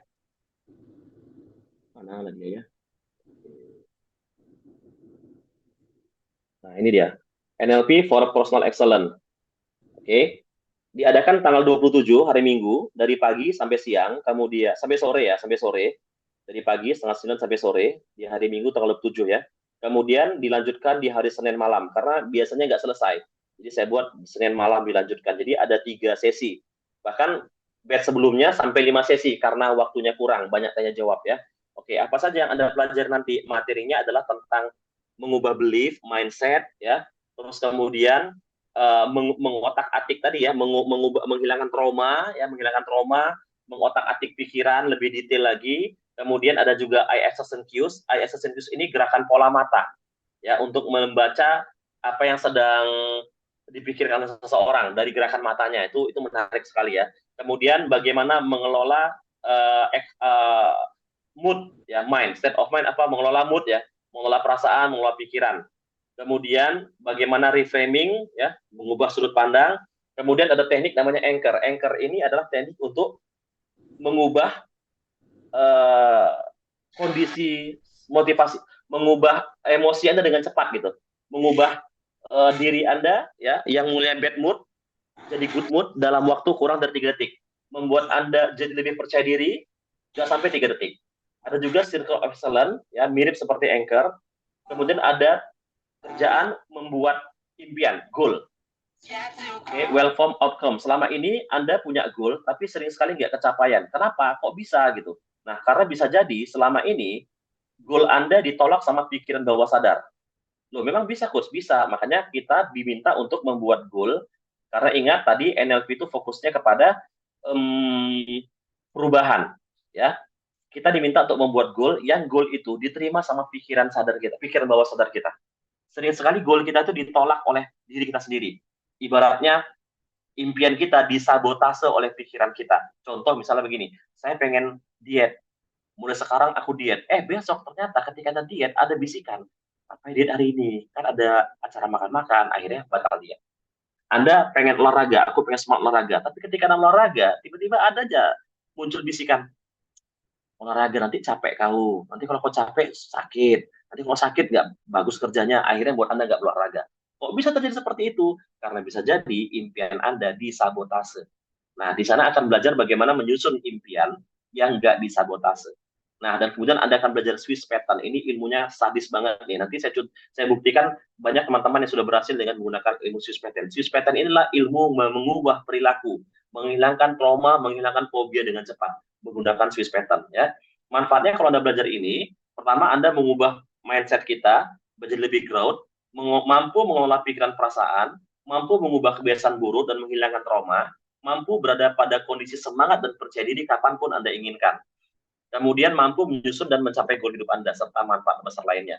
Fasilitasnya dapat sertifikat dari Morning Academy, materi soft copy, jadi materi soft copy-nya dapat, rekaman Zoom-nya juga dapat, kemudian bebas receipt setiap bulan, karena setiap bulan kita ada kelasnya.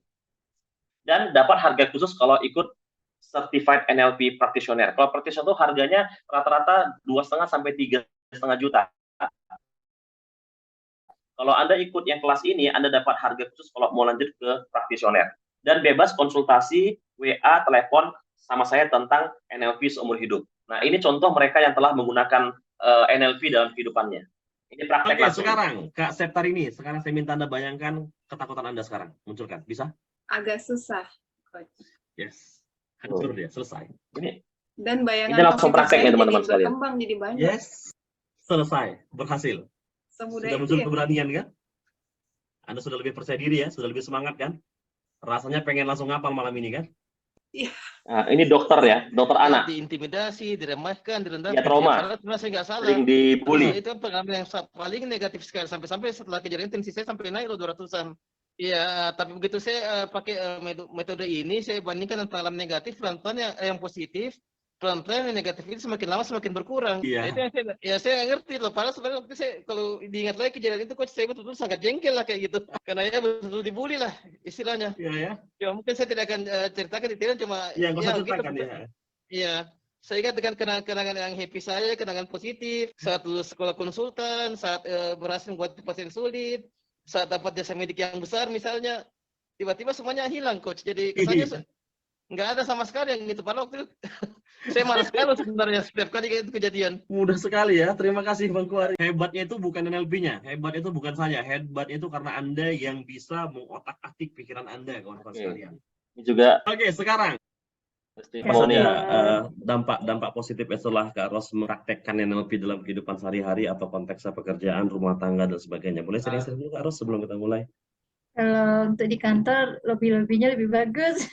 Lebih bagus ya, lebih bagus ya, luar biasa. Itu sama anak-anak lebih lebih enak komunikasinya. Komunikasi pada anak lebih enak, dan yang paling penting lebih bisa mengelola emosi ya.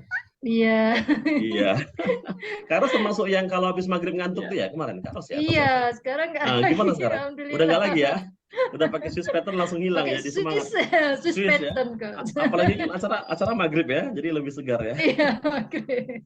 Terima kasih Kak Ros, luar biasa, pembelajar sejati. Saya bangga punya partner pembelajar seperti Kak Ros ya. Kalau Pak Willy sendiri gimana Pak? Apa dampak positif luar biasa setelah mengikuti kelas NLP? Apalagi Pak Willy ikut profesioner kemarin ya. Iya, Coach. Jadi apa ya? Ketika kalau kita ngadepin masalah itu ya, ya nggak langsung dulu kan saya suka frontal gitu ya. Cuman saya sekarang bisa lebih mundur satu, ngelihat sisi sampingnya sih gitu loh. Apa sih masalah ini gitu loh? Apa sih? Ini ilmunya daging semua. Saya kaget loh waktu. Iya beneran.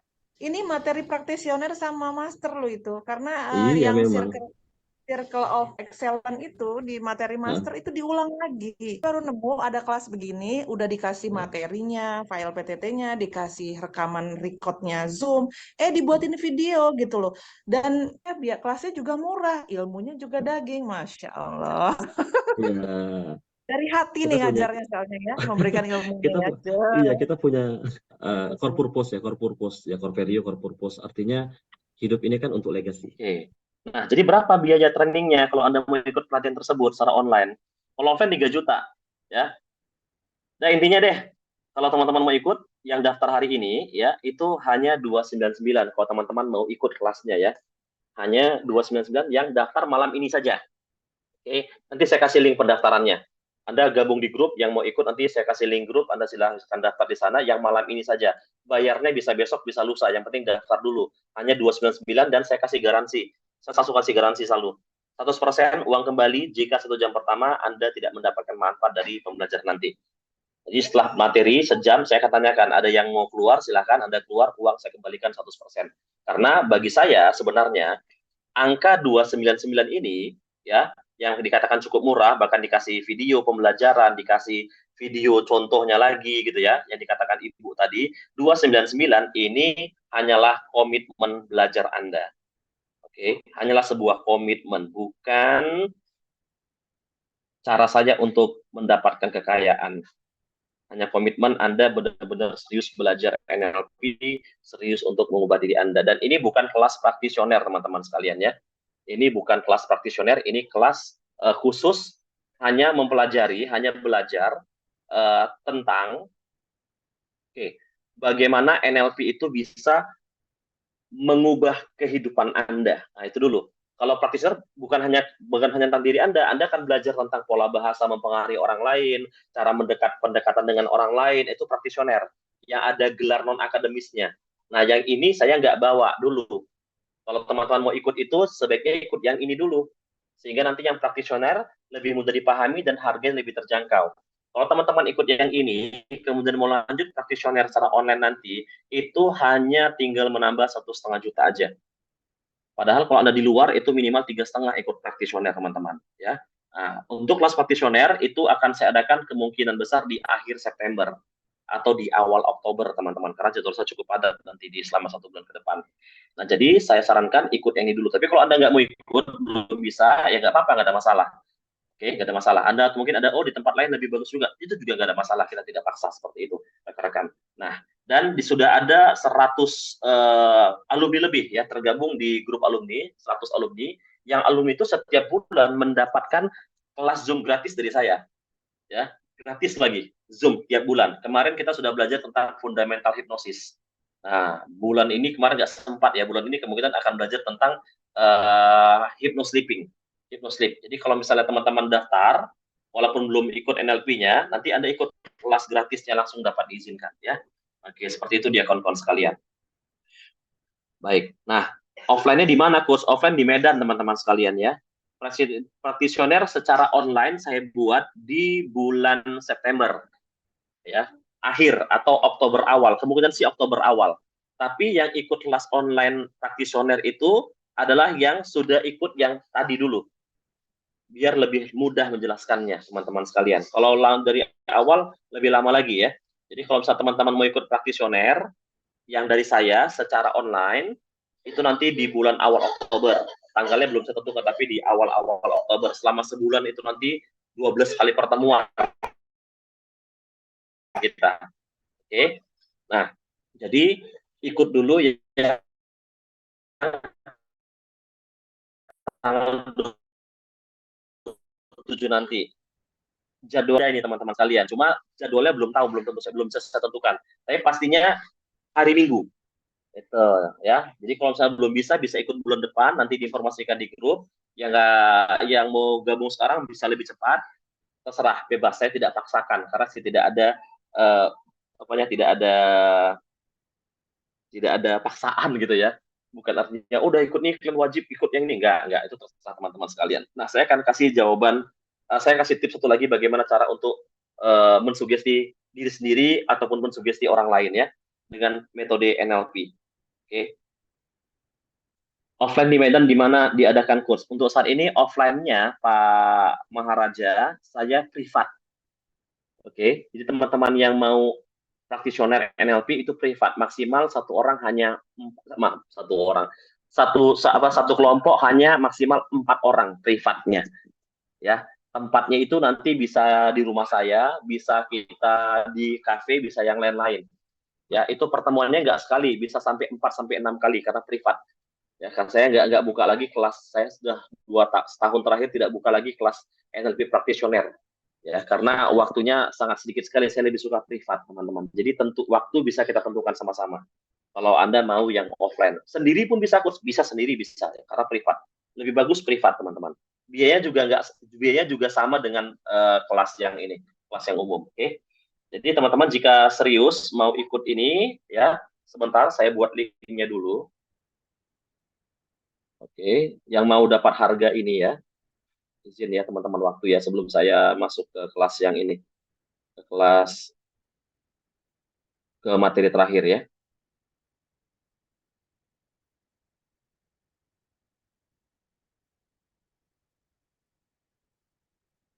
Izin. Silakan bertanya, boleh langsung pakai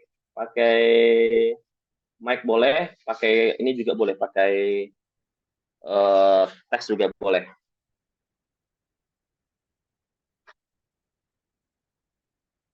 Saya share link grupnya, teman-teman bisa